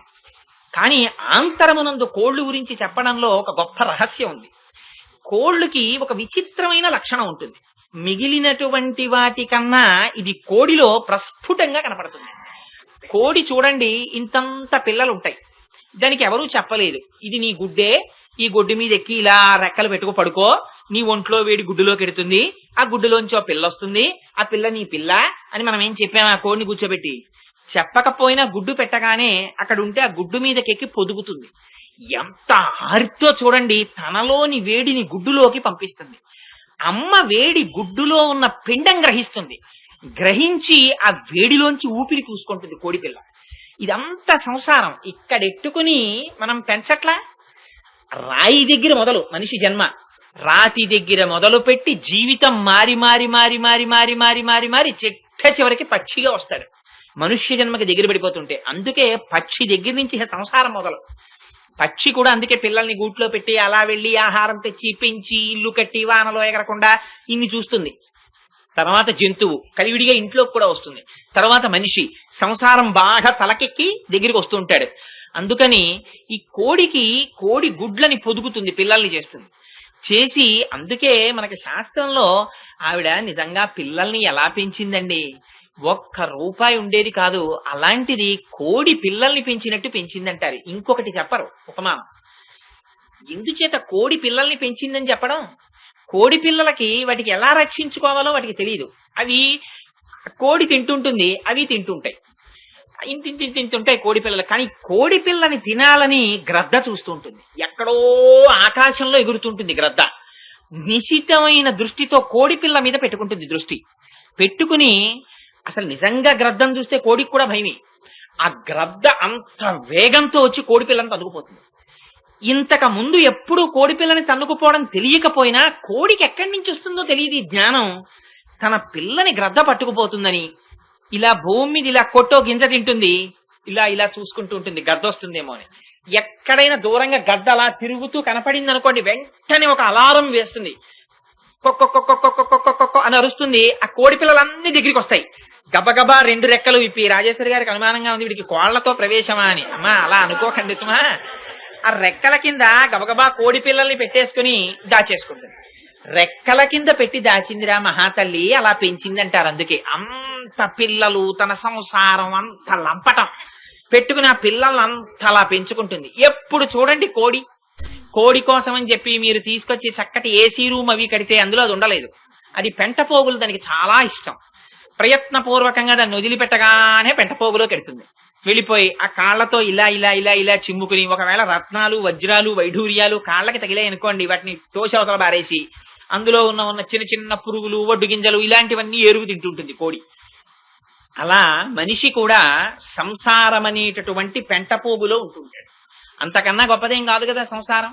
అందుకని అటువంటి పెంటపోగు మీద ఉండి, కానీ భక్తులైన వాళ్ళుట గృహస్థాశ్రమంలో ఉండి భార్యాబిడ్డలతో ఉన్నప్పటికీ సర్వకాలముల యందు పరమేశ్వరుణ్ణి తెలుసుకోవాలనేటటువంటి ప్రయత్నం చేస్తూ వజ్రాలు, వైఢూర్యాలు కనపడ్డ కాళ్లతో చిమ్మి బియ్యపు గింజలేరుకున్నట్టు సర్వకాలముల యందు భగవంతుడి యందు మనస్సు పెట్టుకుని ఎప్పుడైనా అవకాశం వస్తే ఆ భగవత్ కథ చెప్పుకుని బ్రతుకుతుంటారట. అదిగో అలా ఉన్న వాళ్ళు కోళ్ళు. అందుకని వాళ్ళ దృష్టి ఆ వజ్రాల మీద, వైఢూర్యాల మీద ఉండదు, ఆ దగ్గరలో ఉన్న బియ్యం గింజల మీద ఉంటుందంతే. ఉండేది వాళ్ళు పెంటపోగుల మీదే ఉంటాయి. కానీ ఎప్పుడు కాలంతో వాటికి సంకేతం, తెల్లవారిపోతోంది, లేవండి లేవండి లేవండి అని తాను ఉండి సంసారంలో తాను తరిస్తూ ఇతరుల్ని తరింపచేయడానికి ఏదో తనకి తెలిసిన 4 మాటలు చెప్తుంటాడు. అదిగో అటువంటి మహాపురుషులున్నారే, వాళ్ళని కోళ్లతో సంకేతించింది అమ్మవారు.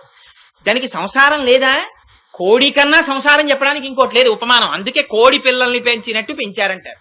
అంత సంసారం తన పిల్లల్ని పెంచి పెద్ద చెయ్యాలని. అలాంటి కోడికి ఇంత జ్ఞానం ఎలా ఉందో ఆశ్చర్యంగా ఉంటుంది. అలా గృహస్థాశ్రమంలో ఉండి తన భార్య, తన బిడ్డలు లంపటం ఉన్నా భగవంతుడి వైపు దృష్టి సారించి నిస్వార్థంగా భగవత్ కథని చెప్పుకుని భగవత్ కైంకర్యం చేసి బ్రతికేటటువంటి వాళ్ళు ఎవరున్నారో వాళ్ళు కోళ్లలాంటి వాళ్ళు. అందులో ఆ కోళ్లలో కూడా మహాపురుషులైనటువంటి కోళ్లున్నాయి. త్యాగరాజు గారు లేరండి, అన్నమాచార్యుల వారు లేరు, రామదాసు గారు లేరు. వీళ్ళందరూ గృహస్థాశ్రమంలో ఉన్నవాళ్లే. వీళ్ళందరికీ భార్యాబిడ్డలు ఉన్నారు. కానీ ఎప్పుడు డబ్బు గురించి లంపటం లేదు వాళ్ళకి. అందుకని కోడి తన్నినట్టు తన్నేశారు వజ్రవైఢూర్యాలను. ఎప్పుడు బియ్యపు గింజల మీద దృష్టి, తన కాళ్ల దగ్గర ఉన్న దాన్నే తాము వెతుక్కు తిన్నారు. బ్రహ్మాన్ని అక్కడే అనుభవించారు. త్యాగరాజు గారి జీవితం చాలదా? ఆయనకి మహారాజులు వచ్చి ఇంటి ముందు నిలబడి వచ్చి ఒక్క కీర్తన చేస్తే చాలయా నీకు వజ్రవైఢూర్యాలు కురిపిస్తా ఉన్నారు. రాముణ్ణి తప్ప వేరొకడిని కీర్తించరనివారు. ఇంట్లో పూరి పాక మధ్యలో ఓ తడిక కట్టి ఇటు పక్కన జపేశుడని వాళ్ళ అన్నగారు ఉండేవాడు, ఇటు పక్క త్యాగరాజు గారు ఉండేవారు. ఆయనకి దరిద్రం, ఈయనకి దరిద్రం. కానీ దరిద్రంలో ఆయనకి కనపడేది, కానీ సౌభాగ్యం అంతా అసలు త్యాగరాజు గారిది.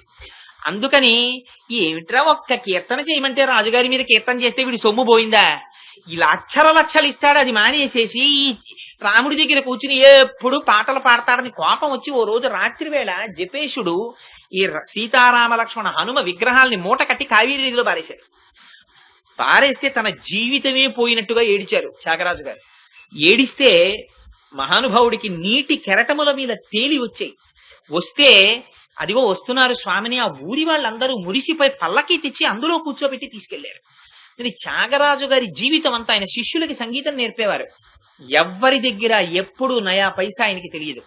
తానొకటి సంపాదిస్తే కదా మధ్యాహ్నం అయ్యే వేళటికి రామచంద్రమూర్తి మీద కీర్తన పాడుకుంటూ మురిసిపోతూ ప్రతి ఇంటి ముందుకి వెళ్లి నిలబడితే ఆ ఇంటి వాళ్ళు సంతోషంతో తెచ్చి ఆయన యొక్క జోలిలో ఏది పడేస్తారో దాన్ని తీసుకొచ్చి ఆ భార్య ముందు పెడితే వాటాలు వేసి శిష్యులకి అది పెట్టి తానది తిని సంగీతం నేర్పి రామనామం చెప్పుకుంటూ రాముడిలో లీనమైపోయిన మహాపురుషుడు త్యాగరాజు గారు. రామదాసు గారికి విమానం వచ్చి వెళ్లిపోయిన వాడు రామదాసు గారు. ఎంతమంది మహాపురుషులు లేరు సంసారంలో ఉండి గట్టెక్కిపోయిన వాళ్ళు. అదిగో అటువంటి మహాపురుషులు కోళ్లు. రెండవ గుర్తుగా అమ్మవారు మాధవీలత పాకినటువంటి పందిరి మీద కూర్చుని ఉన్నటువంటి కోయిలలు కుయ్యడాన్ని చెప్తోంది. ఈ మాధవీలత అల్లుకున్నటువంటి పందిరి అంటే ఆ లతకి వేరొక పేరు పెట్టలా, మాధవీలత అన్నారు. మాధవి అన్న పేరు అమ్మవారిది. ఆవిడ అమ్మవారు ఎప్పుడు ఎవరిని ఆశ్రయించి ఉంటుంది అంటే పరమాత్మనే ఆశ్రయించి ఉంటుంది. శ్రీమన్నారాయణుండి చుట్టుకుని ఉంటుంది ఆవిడ. పరాశర భట్టర్లు శ్రీగుణ రత్నకోశంలో స్తోత్రం చేస్తారు. ఎలా ఉంటారంటేట లక్ష్మీనారాయణులు అనుకలతనుకాండాలింగనారంభ శుంభత్ ప్రతిదిశభుజ శాఖా శ్రీ సఖానోకహర్తి స్థననైన గుళుచ్ఛస్పార పుష్పద్విరేఫ రచయితుమయి లక్ష్మి కల్పవల్లి కటాక్ష అంటారు. పెద్ద పెద్ద పువ్వులున్న తీగ మంచి బలమైన కాండమున్న చెట్టుకి చుట్టుకుంటే ఆ పువ్వులు కాండమునకు నొక్కుకుంటే ఎలా ఉంటుందో అలా తన స్థనములు స్వామి యొక్క గుండెలకి గట్టిగా నొక్కుకునేటట్టుగా కౌగిలించుకుని ఉంటుంది అమ్మవారు. అటువంటి స్వరూపాన్ని మేము ఉపాసన చేస్తున్నామంటారు. అటువంటి తల్లి కనుక ఆవిడ మాధవి. ఆ తీగ ఎప్పుడు పందిరి లేకపోతే ఆ తీగ ఎంత గొప్ప తీగ అయినా దానికి అందం ఉండదు. సరి అయిన పందిరి దొరకాలి. ఆ మాధవీలత ఎప్పుడు అల్లుకునేటటువంటి పందిరి ఏది ఉందో ఆ పందిరి పరమాత్మ, ఆయనే శ్రీమన్నారాయణుడు. ఇటువంటి మాధవీలత అల్లుకున్నటువంటి పందిరి మీద కూర్చుని కూసేటటువంటివి కోయిలలు. ఆ కోయిలలు కూస్తున్నాయని చెప్తోంది. నిజానికి కోయిలలు వసంతకాలంలో కూస్తాయి. అది కూడా నిజంగా చాలా ఆశ్చర్యం ప్రపంచంలో. వాటికి ఎవరు చెప్పారో తెలియదు. కోయిలకి కాలజ్ఞానం ఏమిటండి? కోయిల్ని పిలిచి, ఓ కోయిల వసంతకాలం వచ్చింది, మావిడి చిగురు పట్టింది, దా కూత కుయ్యి అని ఎవరన్నా అడిగారా? మళ్ళీ ఇంకా ఏ ఋతువులోనూ కూత కుయ్యదు. ఎక్కడ దాచేసుకుంటుందో తెలియదు ఆ కంఠంలో మాధుర్యాన్ని. మావిడి చిగురు పట్టగానే వచ్చేస్తుంది. ఏమి తింటుంది? ఆ చిగురు తింటుంది. మామిడి చెట్టు ఎక్కి కూర్చుంటుంది. కూ కూ అని మొదలెడుతుంది. ఎవరు అడిగారో తెలియదు, పాట పాడుతుంటుంది. ఎదురుగుండా ఎవరో పిల్లాడు సరదాకి వాడు కూడా కూ అని అనుకోండి, ఇంకా కంఠం మెచ్చి కూ అంటుంది. వీడెంత అంటే అంత అంటుంది. ఏమిటో తెలియదు దానికి, ఆ పోటీ ఏమిటో తెలియదు. మరి ఎంత ఉపాసనో, ఎంతో నాదోపాసన చేసిన వాళ్ళు కోయిలలుగా వస్తారో మరి. అసలు ఆ సంగీతం దృష్టిలో చూస్తే దానికి మామిడి చెట్టుతోటే అనుబంధం. ఏమిటో ఆ మామిడి యొక్క లేత చిగురు తింటుంది. దాన్ని మరి ఇతరమైనటువంటివి ఎవ్వరూ తినడం మనకి శాస్త్రంలో ఎక్కడ చెప్పలేదు. ఒక్క కోయిలే తింటుంది ఆ లేత చిగురిని. తిని కూత కూస్తుంది. ఏమిటో ఆ సంతోషం. ఆ మామిడి చెట్ల మీద కూర్చుంటాయి వెళ్ళి. చిత్రం ఏమిటంటే ఇంత పాట పాడగలిగిన కోయిలకి చేతకాంది ఏమిటో తెలుసా అండి? సంసారం చేయడం. ఈ కోయిలకి పిల్లల్ని పెంచుకోవడం చేత కాదు, గూడు కట్టుకోవడం అంతకన్నా చేత కాదు. అందుకని అది ఏం చేస్తుందంటే పిల్లలు పుడితే ఆ గుడ్లు తీసుకెళ్లి నిశ్శబ్దంగా కాకి గూట్లో పెట్టి పారిపోతుంది. పారిపోతే అది అనుకుంటుంది నా గుడ్డే అనుకుంటుంది. అనుకుని కాకి వచ్చి పొదుగుతుంది. కాకి ఒక లక్షణం ఉంది. నేను సభాముఖంగా ఈ మాట అన్నాను అని మీరు అనుకోకండి, కానీ అసలు ప్రపంచంలో రెండు లేకపోతే శుభ్రత అన్నది లేదు. ఈ రెండు మోస్ట్ అన్ఇన్వైటెడ్ గెస్ట్స్, కాకి పంది. నిజంగా ఆలోచించండి, ఈ రెండు లేవనుకోండి అసలు ప్రపంచంలో శుభ్రత అన్నది లేదు. ఎవరు పిలిచారో తెలియదు. తెల్లవారేటప్పటికి వస్తాయి. అంటు తోమి పారేసిన ఎండు మిరపకాయల దగ్గర నుంచి తింటుంది ఆ కాకి. దానికి అక్కర్లేంది లేదు. నేను ఇటువంటి పరమ పవిత్రమైన వేదిక మీద చెప్పకూడదు, కానీ ఆఖరికి ఇల్లా అని పారేసిందని కూడా వెళ్ళిపోతుంది. పంది అంతే. లేకపోతే నిజంగా ఇవాళ మనకున్న నాగరికతకి, మనకున్న అలవాట్లకి పెద్ద పెద్ద పాయిఖానాలు అయిపోయి ఉండేవి పట్టణాలు, ఆ రెండు లేకపోతే. అంత పరోపకారం చేసేటటువంటి జీవుల రెండు పరమేశ్వరుడు సృష్టిలో దేన్ని అనవసరంగా సృష్టించడనిపిస్తుంది. అటువంటి కాకి కనపడ్డవన్నీ తింటుంది. చిత్రం ఏమిటంటే కాకి న్యాచురల్ గా చచ్చిపోయిన కాకిని చూపించండి, నేను చూడలేదు. మరి ఎప్పుడు ఈ కాకి వయసు అయిపోయింది, పాపం చచ్చిపోయింది అన్న కాకిని నేను చూడలేదు. ఎప్పుడు ఎలక్ట్రిక్ షాక్ కొట్టి కింద పడిపోయిన కాకు అలాంటివే ఉంటాయి. తప్ప ఈ కాకి వయసు అయిపోయి చచ్చిపోయిందని చెప్పడానికి అసలు కాకి, నేను ఫుడ్ కార్పొరేషన్ సామర్లకోట డిపోలో పనిచేసినప్పుడు కాకులు బియ్యం కోసం బోల్డని వచ్చేవి. వస్తే ఇందులో కొంచెం వయసు అయిపోయిన కాకి, వయస్సులో ఉన్న కాకి అని గుర్తుపట్టగలమా అని చూసేవాడిని. అసలు అలా మనం గుర్తుపట్టలేం కాకిని. అది ఏమిటో మరి, ఎన్నాళ్ళు కాకిలా కలకాలం బతికాడంటారు. ఏమిటి కలకాలం బతకడం? వీడి వెట్టిమూట అట్టుకుని శరీరాలు మారుతున్నాడు కానీ తిరుగుతూనే ఉన్నాడు మోక్షం పొందకుండా. అదే కాకిలా కలకాలం బతకడం. బతకడం అంటే ఏమిటి? ఎప్పుడు ఈ ఉపాధిలో ఉండి తినడం, తాగడం, పడుకోవడం, నిద్ర, మైథునం ఇవే కదా. అందుకని కాకిలా వీడు ఎప్పుడు కలకాలం తిరుగుతూనే ఉంటాడు ఉపాధి పట్టుకుని. ఆ కాకి అంతే. అందుకని దానికి వచ్చింది సంసారం బాగా తెలుసు కాకి. అది తెలియదు కోయిల. అందుకని తెలియని కోయిల కాకి అప్పచెప్పేస్తుంది గుడ్లని. అయ్యో నా గుడ్డు పెట్టాను, పొదిగిందో లేదో, పిల్లయిందో లేదో అని కూడా వచ్చేని చూడదు. ఆ కాకి వెర్రిది. గుడ్డు అయితే చాలు, నా గుడ్డు దాని గుడ్డు తేడా తెలియదు దానికి, పొదిగేస్తుంది. పొదిగేస్తే అది పిల్లలవుతాయి. ఎంత చిత్రం అంటే మరి పరమేశ్వరుడి సృష్టి రెండు నలుపే. కాకి పిల్ల ఎలా ఉంటుందో కోయిల పిల్ల అలా ఉంటుంది. రెండు అలా లేకపోతే బాహ్య సౌందర్యాన్ని బట్టి అంతః సౌందర్యాన్ని నిర్ణయించకూడదు. ఇంత నల్లటి కాకిలో అటువంటి గంధర్వగానం ఏమిటండి? ఒక్కసారి ఆ కోయిలని చూసి గుర్తుపట్టు స్మా. Appearances are deceptive, all the glitters is not gold. మెరిసేదంతా బంగారం కాదు. అందుకని లోపల సరుకు చూడడం నేర్చుకొని కోయిలను అడ్డుపెట్టాడేమో పరమాత్మ. ఆ నల్లగా ఉంటుంది కోయిల పిల్ల. అందుకని కాకి కోయిలే అనుకుని పెంచేస్తుంది. పెంచడంలో మమకారం చూడండి చిత్రం. కాకి ఏది దొరకనివ్వండి, కొంచెం బలహీనంగా ఉండి కదలలేకపోతోంది అంటే చాలు వచ్చి పొడిచేస్తుంది కాకి. రోడ్డు మీద బొద్దింక కనపడినివ్వండి దానికి, పొద్దున్నే వచ్చి పొడిచి పట్టుకుపోతుంది. ఆఖరికి ఒక తొండ దొరకనివ్వండి దానికి, పొడిచేసి పట్టుకుపోతుంది కాళ్ళతోటి. అలాంటిది కోయిలకి నోరొచ్చి కొంచెం కూ అందనుకోండి, ఇది మన పిల్ల కాదని సంపదు కాకి. పెంచిన పాశం అని మనకు ఒకటి ఉంది. ఇదంతా సంసారం.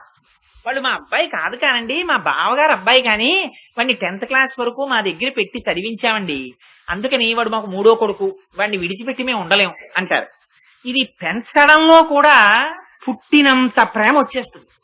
అందుకనిట కాకి పెంచింది కాబట్టి చంపలేకదు, తోసేస్తుంది గుట్లోంచి.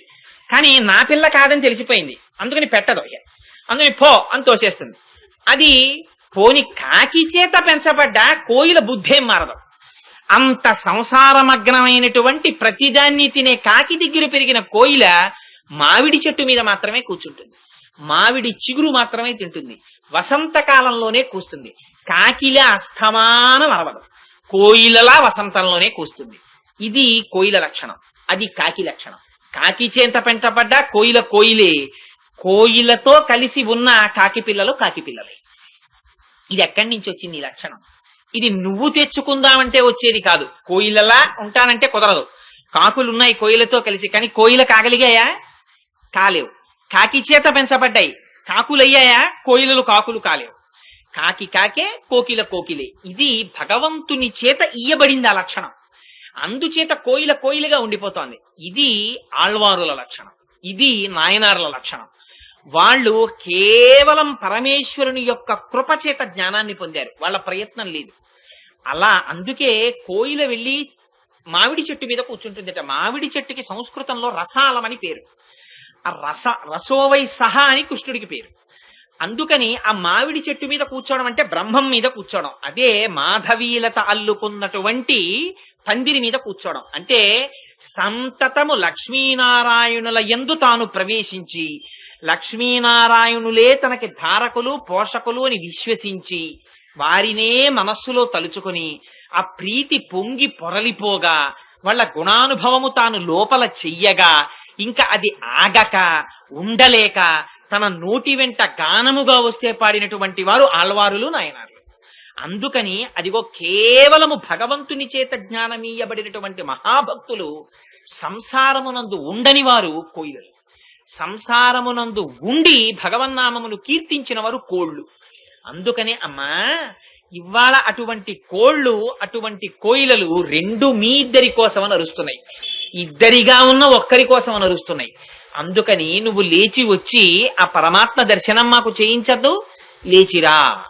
అలా లేచి వచ్చేటప్పుడు నువ్వు ఎలా లేచి రావాలి అంటే, నువ్వు ఆవిడ చేతిలో ఒక పూల బంతిని పట్టుకుని పడుకుని ఉందిట. ఆ పట్టుకోవడం కూడా ఇలా చేత్తో పూలబంతి పట్టుకుంది, ఈ చేతిని తీసుకెళ్లి కృష్ణ పరమాత్మ మీద వేసింది. వేసి పడుకుని నిద్రపోతోందిట. ఈ పూలబంతులాడడం అనేటటువంటి సంప్రదాయం భగవంతునికి భగవంతుని యొక్క దేవేరులకు మధ్య చాలా అందంగా చూపిస్తారు. బహుశా వాళ్ళిద్దరూ ఎప్పుడెప్పుడు కలిసినా ఈ బంతులాట అన్నదోటి ఉంటూ ఉంటుంది. పద్మావతి శ్రీనివాసుల పరిణయంలో కూడా ఆ తల్లి ఉద్యానవనంలో విహరిస్తూ బంతులాట ఆడుకుంటూ ఉండగా అక్కడికి వెంకటేశ్వర స్వామి వారు వచ్చారు అని చెప్తారు. ఇప్పటికీ అందుకే పద్మావతి శ్రీనివాసుల పరిణయం అని తిరుమల కొండల మీద చేస్తారు. ఆ ఒక్క ఉత్సవం మాత్రం అసలు దేవాలయంలో చేయరు. మిగిలినవి ఏ రంగనాయకుల మండపంలోనన్నా చేస్తారు, తిరుమల గర్భాలయంలోనన్నా చేస్తారు, లేకపోతే ఏ అద్దాల మండపంలో చేస్తారు. ఒక్క పద్మావతి శ్రీనివాసుల పరిణయం మాత్రం గుళ్ళో జరగదు. చిత్రం ఏమిటంటే అమ్మవారు వస్తుంది. అమ్మవారు వస్తే ఉభయనాంచారులతో పాటు స్వామివారు బయటికి వస్తారు. బయటికి వచ్చి అందరూ కలిసి నారాయణవనానికి వెడతారు. నారాయణవనంలో ఇది అరౌండ్ మే చేస్తుంటారు. మీ అందరూ చాలా మంది సేవ చేసిన వాళ్లే ఉండొచ్చు, మీకు తెలిసే ఉండొచ్చు. ఎంత రంగరంగ వైభవంగా చేస్తారంటే అందులో ఈ పూలబంతులు ఆడిస్తారు. అమ్మవారిని అయ్యవారిని అటు ఇటు పెట్టి, అయ్యవారిని ఇటు కూర్చోపెడతారు, అమ్మవార్లను అటు కూర్చోపెడతారు. కూర్చోపెట్టి అంటే వీళ్ళ తరపున అర్చకులు, దేవస్థానం ఈవో గారు ఆ గోత్రనామాలతో టికెట్లు ఉన్న వాళ్ళ దగ్గర వరుడి గుచ్చుకుని ఆచార్యముఖేన ఆ పూలబంతులు ఆడిస్తారు. ఆ పూలబంతులు ఆడుకోవడం అనేటటువంటిది ఒక సరదా అమ్మవారికి అయ్యవారికి. అందుకని ఇవాళ అమ్మవారు కూడా అటువంటి పూలబంతినో దాన్ని చేతిలో పట్టుకుందిట. పూలబంతి ఎండంలోనే మీకు తెలిసిపోయింది. బంతి అంటే ఎలా ఉంటుంది? గుండ్రంగా ఉంటుంది. అప్పుడు చెప్పేశారు దార్శనికులైన ఋషులు. ఇప్పుడు చెప్పడం ఏమిటి? ఈ సమస్త బ్రహ్మాండములు గుండ్రంగా ఉంటాయి. ఈ సమస్తములుగా జగత్ ఆవిర్భవించడానికి కారణం అమ్మవారు ప్రకృతి స్వరూపం. ప్రకృతి స్వరూపం లేకపోతే ప్రకృతిలోకి పురుషుడు అనుప్రవేశం చేసి నిలబోతే ఈ జగత్తుండదు. అందుకని ప్రకృతి స్వరూపంగా ఈ జగత్తులను సృష్టించడానికి ఆధారమైనటువంటి ప్రకృతి స్వరూపిణి అయిన అమ్మవారు ఒక చేత్తో ఈ జగత్తులో జీవస్థాయిలో ఉన్న వాళ్ళని, భక్తుల్ని, ఉపాసకుల్ని, చేతనాచేతనములను ఒక చేతిలో పట్టుకుంటుంది. వేరొక చేతిని కృష్ణ పరమాత్మ మీద పెడుతుంది. అందుచేత తాను మధ్యలో ఉంటుంది. అంటే భగవంతుణ్ణి చేర్చడానికి అమ్మవారు మధ్యలో ఘటకురాలై ఉంటుంది.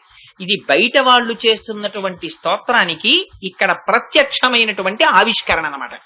అందుకని ఒక చేతిలో పూలబంతి పట్టుకొని పడుకుని ఉన్నటువంటి దానా అంటే మమ్మల్ని పరమేశ్వరుడి పాదముల దగ్గర చేర్చడములో సమర్థత కలిగినటువంటి దానా, నువ్వు లేచి వచ్చి ఈ తలుపు గడియ తీయాలి.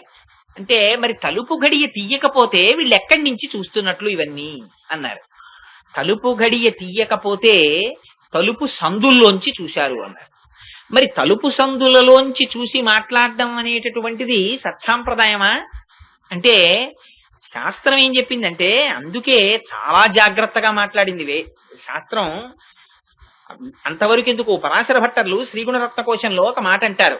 దేవీ శృతిం భగవతీం ప్రథమే పుమాంసః తత్ సద్గుణౌఘమణికోశ గృహం గృణంతి తద్వారపాటన పటూని చ ఇతిహాస సంతర్కణ స్మృతి పురాణ పురస్సరాణి అంటారు. ఈ శృతులు, స్మృతులు, పురాణములు, ఇతిహాసములు, ఆగమ్ములు, వ్యాఖ్యానములు, ఉపనిషత్తులు ఇవన్నీ ఏం చేస్తాయంటే అడ్రస్ చెప్తాయి. ఈ అడ్రస్ చెప్తే ఆ అడ్రస్ పట్టుకుని అక్కడికి ఎడతాం. దర్శనం మాత్రం అమ్మవారి చేతిలో ఉంటుంది, అయ్యవారి చేతిలో ఉంటుంది. వాళ్ళు ఇవ్వరు. అది వాళ్ళు దర్శనం ఇస్తే మీరు పొందాలి, కానీ మీకు అడ్రస్ తెలుసునని విడిపోతే మాత్రం కుదరదు.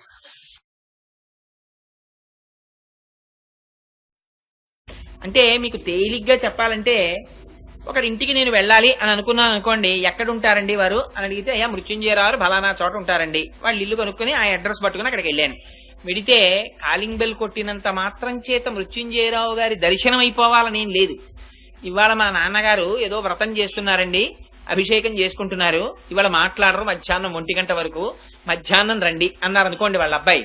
అంటే ఇల్లు తెలిసింది, దర్శనం అయిందా? అవదు. దర్శనం ఎప్పుడవుతుంది? అలాగా అండి అని నేను తిరిగి వెళ్ళిపోతున్నాను అనుకోండి, ఎవరొచ్చారా అని అడిగితే కోటేశ్వరరావుట ఎవడో ఆదిత్య స్కూల్ దగ్గర నుంచి వచ్చాట. అరేదే కోటేశ్వరరావు వచ్చాడా, కూర్చోమను అని కుర్చీ మీద చెయ్యేసుకుని ఆయన లేచి వచ్చారనుకోండి, దర్శనం ఇచ్చి అయిందా? ఇప్పుడు మీ చేతిలో లేదు దర్శనం అవ్వడం, ఆయన అనుగ్రహం మీద మీ దర్శనం ఉంది. ఇదే సుందరకాండ చూపిస్తుంది. సీతమ్మ తల్లి దర్శనం నేను చేస్తానని వెతికినంతసేపు హనుమకి దర్శనం అవలా.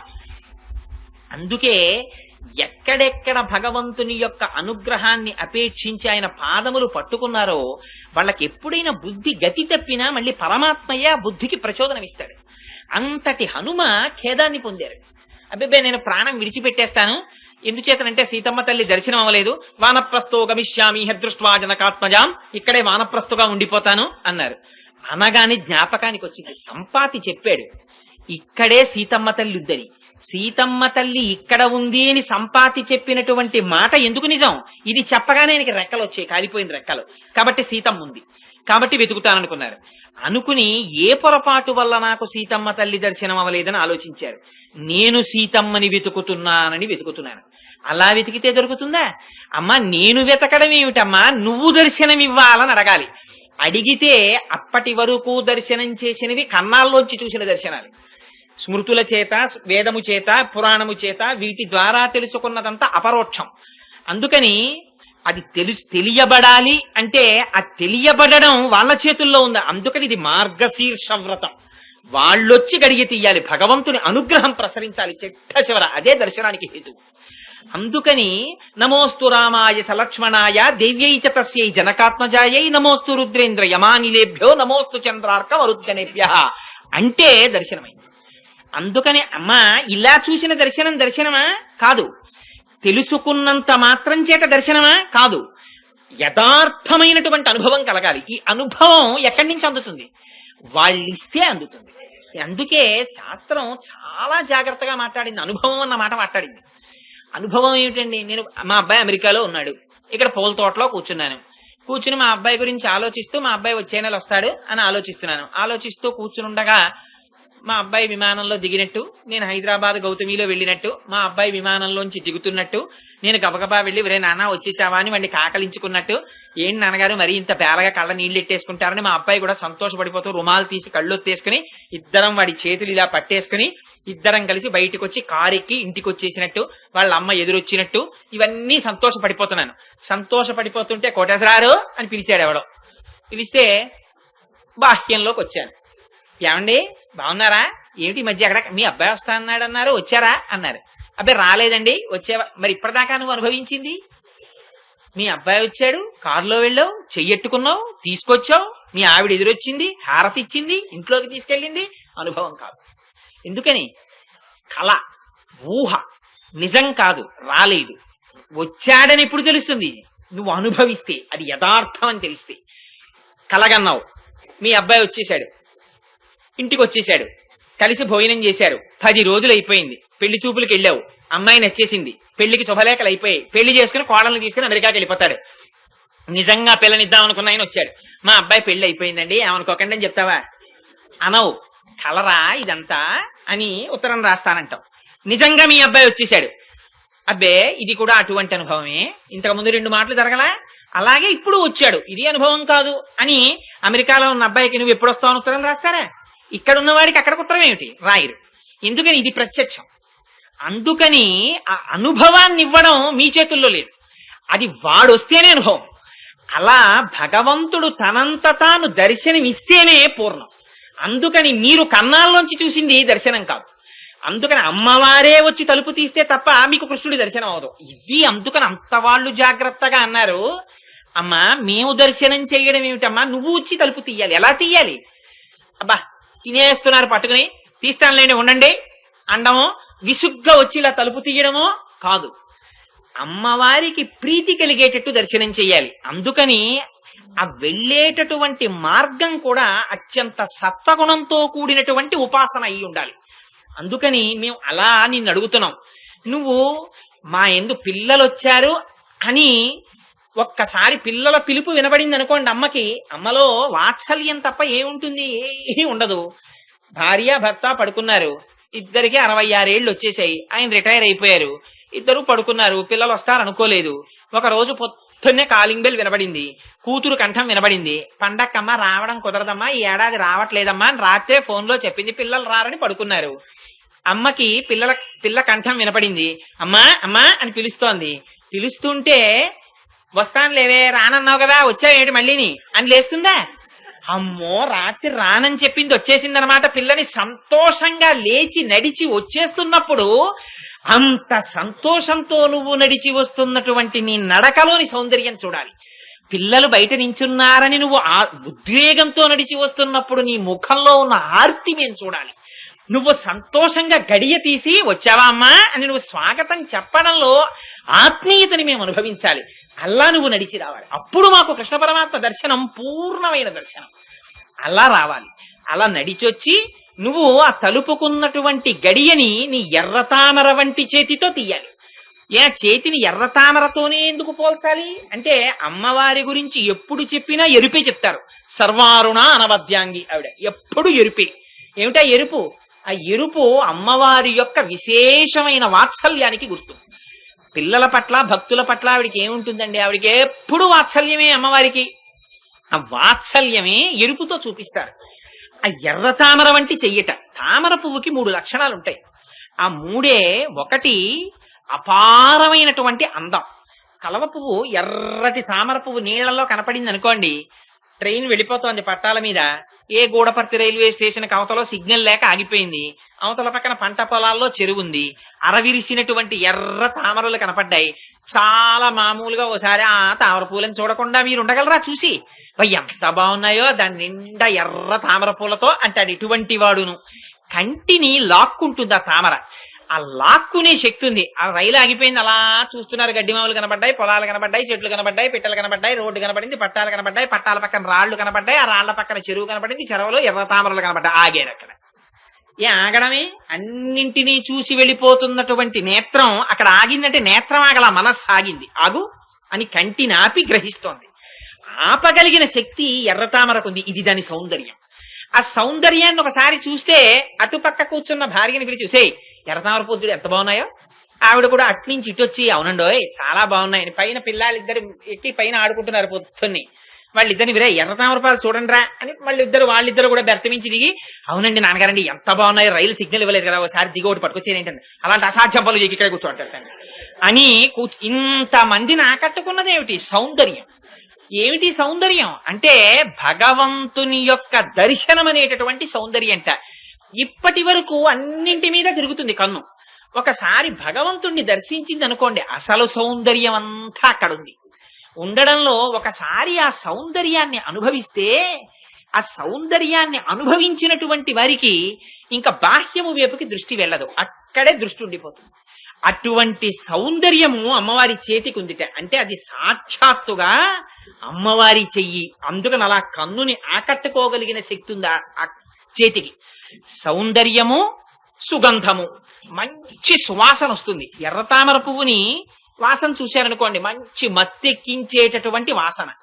అటువంటి సువాసన పువ్వు కన్నా భిన్నం కాదు, పువ్వును ఆశ్రయించి ఉంటుంది ఆ వాసన. ఏమిటి వాసన అంటే, ఈ వాసన ఒక్కసారి భగవంతుని యొక్క కైంకర్యము వైపుకి మనసు వెళ్ళిందా, ఆ భగవంతుడి దగ్గర కూర్చోవడం, భగవంతుడి కథ చెప్పడం, భగవంతుడి కథ వినడం, ఆయన లీలలు తలుచుకోవడం, ఆయనకి చెయ్యకుండా ఉండలేక ప్రీతితో అర్చన చెయ్యడం, ఇవన్నీ అలవాటు పడ్డాయనుకోండి, వాడికి ఇంకా ఏమీ అక్కర్లేదు, ఎక్కడికి వెళ్ళనంటాడు, ఏమీ చెయ్యనంటాడు. వాడికి అన్నింటికన్నా ఇష్టం ఏమిటంటే హాయిగా పూజామందిరంలో కూర్చుని ఆ స్వామిని దర్శించుకోవడం. ఒక స్టేజ్ లో పూజామందిరం కూడా అక్కర్లేదు, ఎక్కడ కూర్చున్నా ఇక్కడే స్వామి కైంకర్యం చేసుకుంటూ హాయిగా ఉండిపోతాడు. ఇది కానీ ఈ దృష్టి రావడం సౌందర్యం, ఈ దృష్టి రావడం సుగంధం.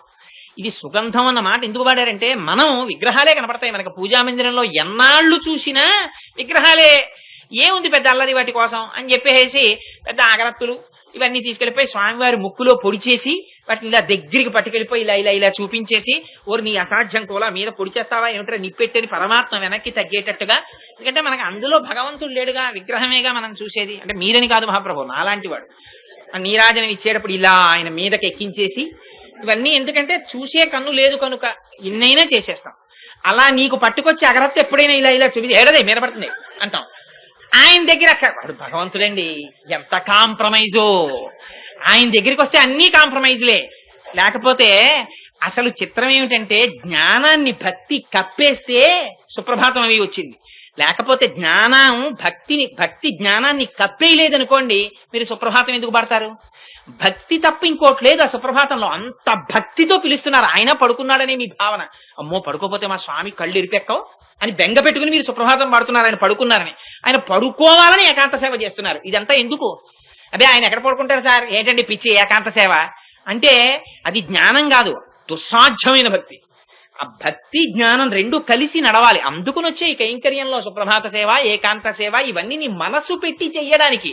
అంతేగాని గబగబా తీసుకెళ్లి గభాలను తీసుకెళ్లి వాళ్ళని అలా పరుపు మీద పారేసి 3 ఉయ్యాళ్ళు ఊపేసి చచ్చిపోతున్నాను రోజు ఎల్లరోటి ఈయన ఇంట్లో పెట్టాడు తీసుకొచ్చి ఏకాంత సేవ చేయమని ఈయనకి ఏం పోయింది అని పెట్టుకుంటే అదంతా ఏకాంత సేవ, రిచువలిస్టిక్ పెర్ఫార్మెన్స్.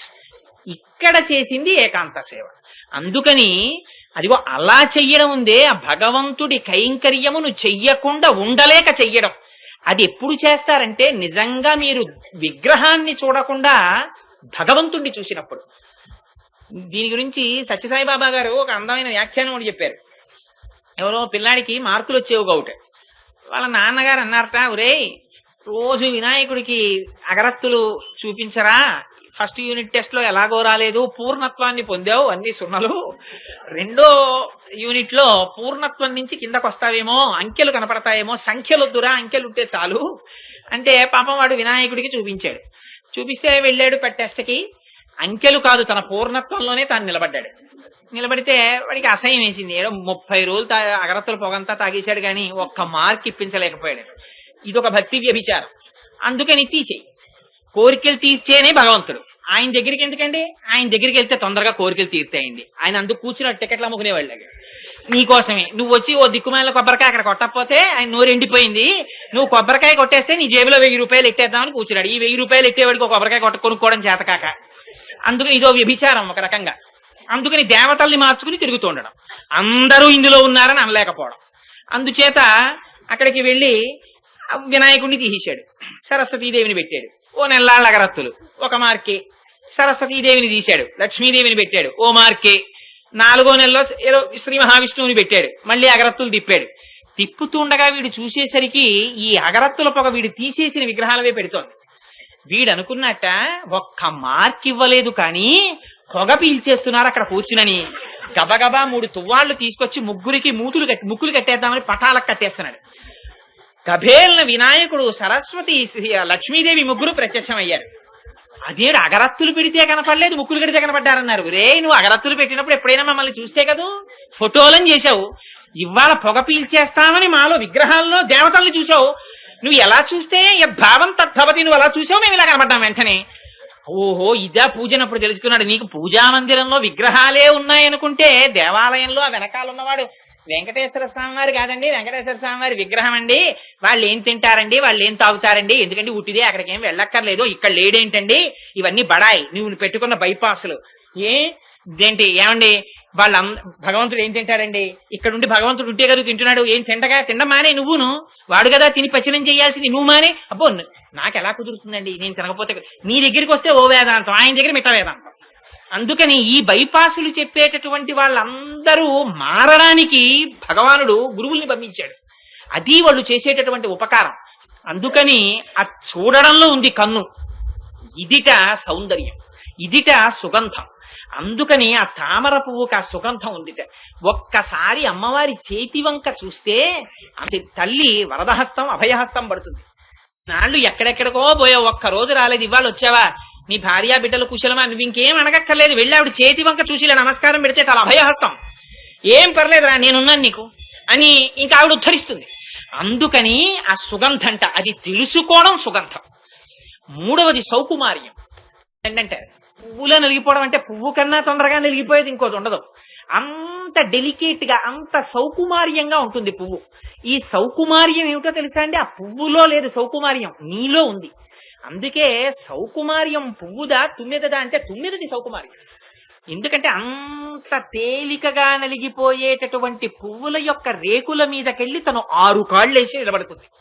ఇంత పెద్ద తొండాన్ని తీసుకెళ్లి పువ్వు యొక్క గుండెల్లోకి గుచ్చుతుంది. గుచ్చి ఆ గుండెలలో ఉన్నటువంటి తేనెని తాను తాగుతుంది, ఎగిరి వెళ్ళిపోతుంది. వెళ్ళిపోయిన పువ్వు చెక్కు చెదరదు సరిగదా, సంతోషిస్తుంది తుమ్మెద వచ్చి వెళ్ళిందని.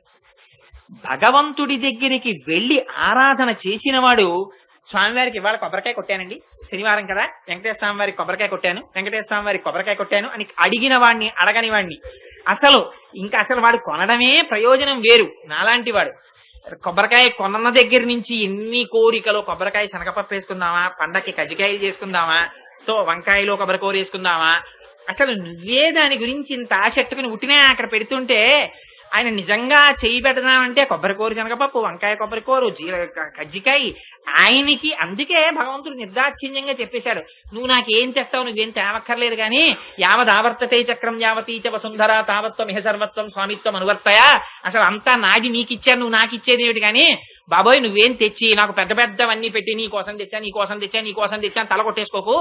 ఎందుకు వచ్చింది? పత్రం పుష్పం ఫలం తోయం యోమే భక్త్యా ప్రయచ్చతి. భక్తితో పట్టుకొచ్చి నాన్న ఈ 4 ఏదో ఒకటి అక్కడ ఎట్రా నాకు అంతే చాలన్నాడు. భక్తితో పెట్టన్నాడు. స్వామి తినాలి అన్న కోరిక నీకు లోపల ఉండాలి, అది అన్నింటికన్నా ప్రధానం. అందుకని అది ప్రసాదం అయింది. నువ్వు పులిహార ఇక్కడి నుంచి పళ్ళెంలో పట్టుకుని లోపలికి ఎడుతున్నారు, కళ్ళకేం మీరు అద్దుకోరే పులిహారను పట్టుకెడుతున్నారంటారు.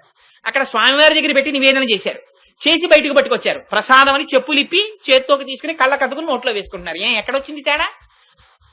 భగవంతుడికి అర్పించారు. అర్పించడంలో ఆయన తినేస్తే మీకు ప్రసాదం ఎక్కడి నుంచి వస్తుంది? పులిహార పెట్టగానే అలాగేనో నేను తినేస్తున్నానని చెప్పేసి గబగబా తినేశాడు అనుకోండి ఆయన, ఇంకా ప్రసాదం ఏమిటి? అయ్యా క్షమించండి పులిహార స్వామివారికి ఆరగింపు అయిపోయింది మీరు వెళ్ళి రావచ్చు అంటారు. ఆయన మహానుభావుడు, ఆయనకి తెలుసు ఆయన అనుగ్రహాన్ని అందులోకి ప్రసరింప చేస్తాడు.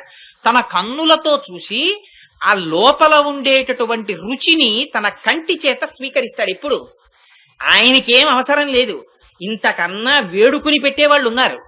భక్తితో నువ్వు ఇచ్చుంటే, ఇది మా స్వామి తినాలి అన్న కోరిక నీకుంటే ఆయన తింటాడు అలాగా. అందుచేత అది ప్రసాదం అయింది. అందుకని బయటికి పట్టుకొస్తే అందులోకి ఆయన అనుగ్రహం ప్రసరించింది. అందుకని ప్రసాదం విడిచిపెట్టి వెళ్లరు. సత్యనారాయణ స్వామి వారి వ్రతకథలో ప్రసాదం తీసుకోవడం మర్చిపోయిందండి, పడవ ములిపోయింది అంటారు. అంటే సత్యనారాయణ స్వామి వారు అంత శాడిస్టు, ఇంత వ్రతం చేసి ప్రసాదం తినడం మానేస్తే పడవలు ముంచేయడం, భర్తలు కనపడకుండా చేసేయడం, మళ్ళీ ఇంటికి వెళ్ళి ప్రసాదం తింటే భర్త కనపడేటట్టు చేయడం ఏమిటండి అది? అదంతా అలా చేయడం ఎందుకు వచ్చిన సత్యనారాయణ స్వామి వారు ఏంటండి అల్లరంతా? పాపం అంత వ్రతం చేసిందా? ఎక్కడికో పోయినవాడు ఏళ్ల తర్వాత అమ్మ మీ ఆయన వచ్చాడని చెప్తే ఇంత వ్రతం చేసింది నమస్కారం పెట్టి ప్రసాదం తినకుండా 7 దగ్గరికి వస్తే అత్తేరి నువ్వు నా ప్రసాదం తినలేదని పడవలు ముంచేయడమా? మొగుడు కనపడకుండా చేసేయడమా? అశరీరవాణితో నువ్వు ప్రసాదం తింటావా అండమా? మళ్ళీ ఇంటికి వెళ్ళి బాబోయ్ అని కళ్ళ కత్తుకుని నోట్లో వేసుకుంటే గభాలను పడవ పైకి వచ్చేయడమా? ఏమిటి ఇదంతా? ఏ వెర్రిముర్రి వాళ్ళు అయి చెప్పలేదు పెద్దలు ఈ సత్యనారాయణ స్వామి వారి కథని. ప్రసాదాన్ని తినడము అంటే భగవంతుని యొక్క అనుగ్రహాన్ని పొందడం. నాకు భగవద్ అనుగ్రహం అక్కర్లేదు అనుకుని వెళ్ళిపోతే ఆ అనుగ్రహం ఉంటే నీకు భర్త ఉంటాడు, అనుగ్రహం ఉంటే ఐశ్వర్యం ఉంటుంది, అనుగ్రహం ఉంటే నువ్వు ఉంటావు. అనుగ్రహం అక్కర్లేదన్న వాడికి ఇవన్నీ ఎక్కడ ఉంటాయి?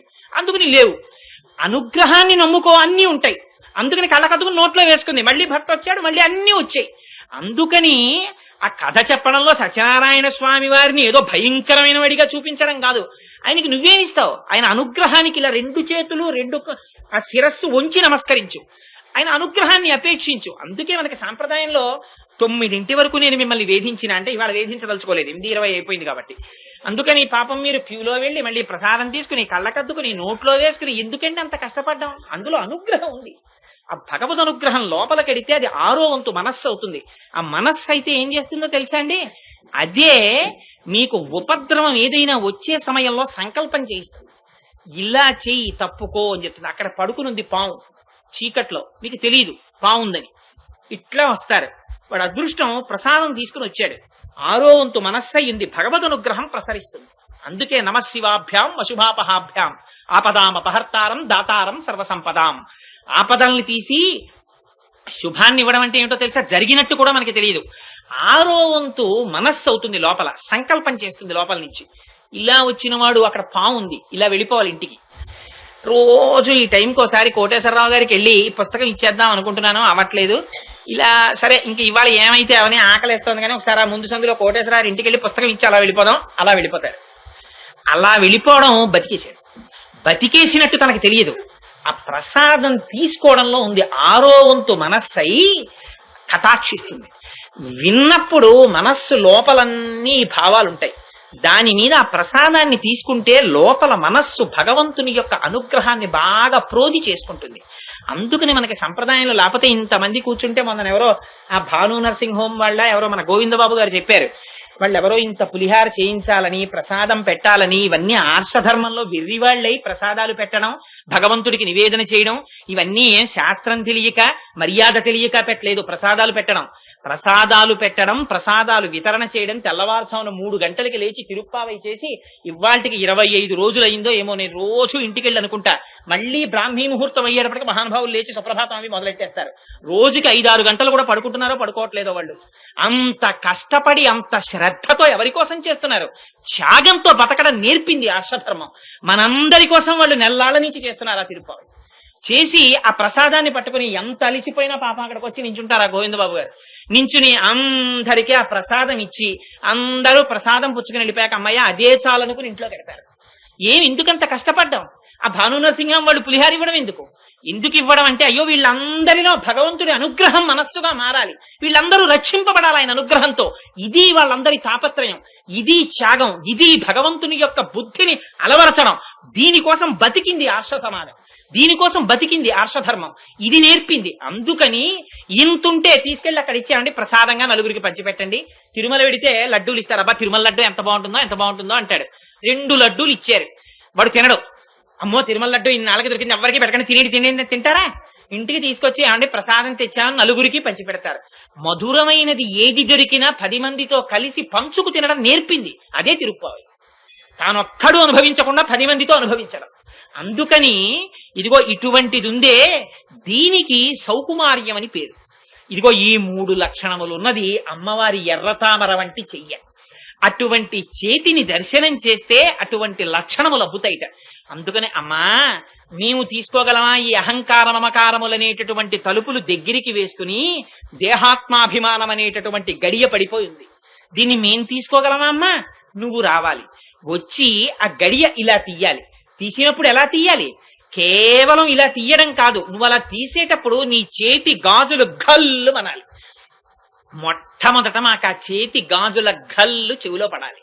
ఆ చేతి గాజులు ఇలా పెట్టుకుని నువ్వు తలుపు తీయకూడదు, అవి ఇలా ఉండాలి. ఉండి తీసినప్పుడు ఆ గల్లు మా చెవిలో పడాలి. ఏమిటో తెలుసా అండి ఈ గల్లు భగవంతుని యొక్క అపారమైనటువంటి వాత్సల్యం.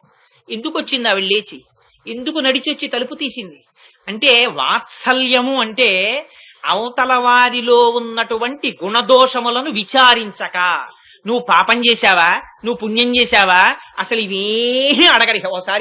ఒక్కసారి భగవానుడి దగ్గరికి వెళ్లి ఇలా నిలబడితే, అందుకే భగవంతుడితో పోల్చడానికి కిష్కింధకాండలో వాల్మీకి మహర్షి ఒక్కటే ఉపమానం చెప్పారు. నివాస వృక్ష సాధూనాం ఆపన్నానాం పరాగతి ఆర్తానాం సంశ్రయశ్చైవ యశిశ్చైక భాజనం. ఆయన చెట్టు, ఎండలో మీరు పరిగెడుతున్నారు, పెద్ద చెట్టు కనపడింది, ఆ చెట్టు నీడలోకి ఎడుతున్నారు. ఆగబాయ్ నీ పేరేమిటి, ఏం చదువుకున్నావు, వయస్సు ఎంత, ఏం ఉద్యోగం చేస్తావు, నెలకు ఆదాయం ఎంత, యాన్యువల్ ఇన్కమ్ ఎంత, ఫాదర్స్ నేమ్ మదర్స్ నేమ్, కింద సర్టిఫికేట్, సంతకం పెట్టు, ఇవన్నీ అడుగుతోందా డిక్లరేషన్లను? ఇవేం అడగదు. మీరు చెట్టు కిందకి వెళ్లడమే ప్రయోజనం. చెట్టు కిందకి ఎడితే చాలు మీకు నీడనిచ్చేస్తుంది. చెట్టు కిందకి వెళ్లకుండా మీరు ఎండలో నిలబడి ఓహో చెట్టా నీడని, ఓహో చెట్టా నీడని అంటే ఇవ్వదు. మీరు ఆ చెట్టు కిందకి వెళ్ళాలి. బుద్ధినిచ్చాడు కనుక అర్థించి పొందాలి పురుషార్థాన్ని. అందుకని ఎవరు భగవంతుణ్ణి చేరుకుంటున్నారో వారికి ఆ నీడ దొరుకుతుంది. అందుకని అమ్మా నువ్వే వచ్చి ఆ చేతుల గాజులు గల్లు మనాలి, అంటే నీ వాత్సల్యమును మేము దర్శించాలి. అలా మాకు అడ్డుపడిపోయినటువంటి ఈ అహంకారం పోయేటట్టుగా ఆ గడియ తీస్తే, ఆ తలుపులు తీస్తే, అప్పుడు మేము ఆ శ్రీకృష్ణ పరమాత్మ యొక్క దర్శనాన్ని చేస్తాం. అట్లా మాకు దర్శనమివ్వడానికి నీ కారుణ్యం తప్ప మాకేముందమ్మా? నీ కారుణ్యంతో నువ్వు అమ్మవి కదా. పిల్లలు ఇంత బెంగ పెట్టుకుని పైన నించుంటే నువ్వు పడుకోగలవా? పిల్లలు బయట వానలో తడిసిపోతూ అమ్మా అమ్మా అమ్మా అమ్మా నాన్నగారండి అని తలుపులు కొడుతుంటే, భర్తతో కలిసి హాయిగా తలుపులేసుకుని దుప్పటి కప్పుకుని వెచ్చగా పడుకుని అమ్మా బా ఇప్పుడు రాలేమే, వెచ్చగా ఉంది, చలిగాలి నాకు పడదు, పరిచయం పడుతుంది, ఉండండి రేపు పొద్దున తీస్తాను తలుపు అంటుందా అమ్మ? అనదే. తాను ఒకవేళ తడిసిపోయినా, చలిగాలి పడకపోయినా, ఎంత ఉపద్రవమే వచ్చినా తాను లేచి నడిచి గబగబా వెళ్ళకూడదు. అటువంటి పరిస్థితి నీది కాదని డాక్టరే చెప్పినా తలుపులు పిల్లలు గబగబా కొడుతుంటే ఉండలేక తల్లి గబగబా వెళ్లి తలుపు తీయదు. అది కదు తల్లితనం. అలాంటిది అమ్మ నువ్వు రాకుండా ఉంటావా? మేమింత ఆర్తితో పిలుస్తున్నామే, నువ్వు కాకపోతే ఎవరమ్మా మాకు భగవద్ దర్శనం చేయించగలిగిన వాళ్ళు? అందుకని వచ్చి నీ వాత్సల్యపు గల్లు వినపడేటట్టుగా తలుపులు తీసి అదిగో స్వామి చూడండి నువ్వంటే ఆనాడు కదమ్మా మేము కడుపు నిండిపోయేటట్టుగా స్వామి దర్శనం చేస్తాం, మా ఎందటువంటి వాత్సల్యం ప్రకటించవా, మాకు దర్శనం ఇవ్వవా అని అడిగితే అమ్మ దర్శనం ఇవ్వకుండా ఉంటుందా? తెల్లవారేటప్పటికి కూడి అనుభవించేటట్టు కూడారై పాశురం చేస్తోంది. 18లో ఉంటే తెల్లవారేటప్పటికి ఒక్క గంతులో కూడారైకి తీసుకెళ్తోంది. ఇది గదు అనుగ్రహం అంటే. అందుకని ఇదిట రామానుజాచార్యుల వారు ప్రతిరోజు ఈ 30 పాశురాలు మనసులో చదువుకుంటూ భిక్షకెళ్లేవారట ఇళ్ల ముందు. వెడుతుంటే ఒక రోజున ఆయన ఈ 18వ పాశురం దగ్గరికి వచ్చేటప్పటికి దాన్ని చదువుకుంటూ సంతోషంగా అమ్మవారి చేతి గాజుల గల్లుని ఊహించుకుంటూ తమ గురువులైనటువంటి వారి ఇంటి ముందుకి వెళ్ళారట. వెళ్ళి ఈ పాశురం చదువుతుంటే తన శిష్యుడి యొక్క కంఠాన్ని గుర్తుపట్టినటువంటి ఆ రామానుజాచార్యుల వారి గురువు గారు తన కూతుర్ని పిలిచి వెళ్లి భిక్ష వేయమన్నారు. వెయ్యమంటే ఆవిడ చేతి గాజులు గల్లుమనేటట్టుగా అతులాయమ్మ గారని ఆవిడ తలుపు గడియ తీశారట. తీసి బయటికి వస్తుంటే రామానుజాచార్యుల వారు పాశురం పాడుతూ వెడుతున్నప్పుడు వినపడినటువంటి గురువు గారి కూతురి చేతి గాజుల గల్లు నీలాదేవి యొక్క చేతి గాజుల గల్లుగా అనిపించి మూర్ఛపోయారు. ఎంత భక్తో చూడండి. అటువంటి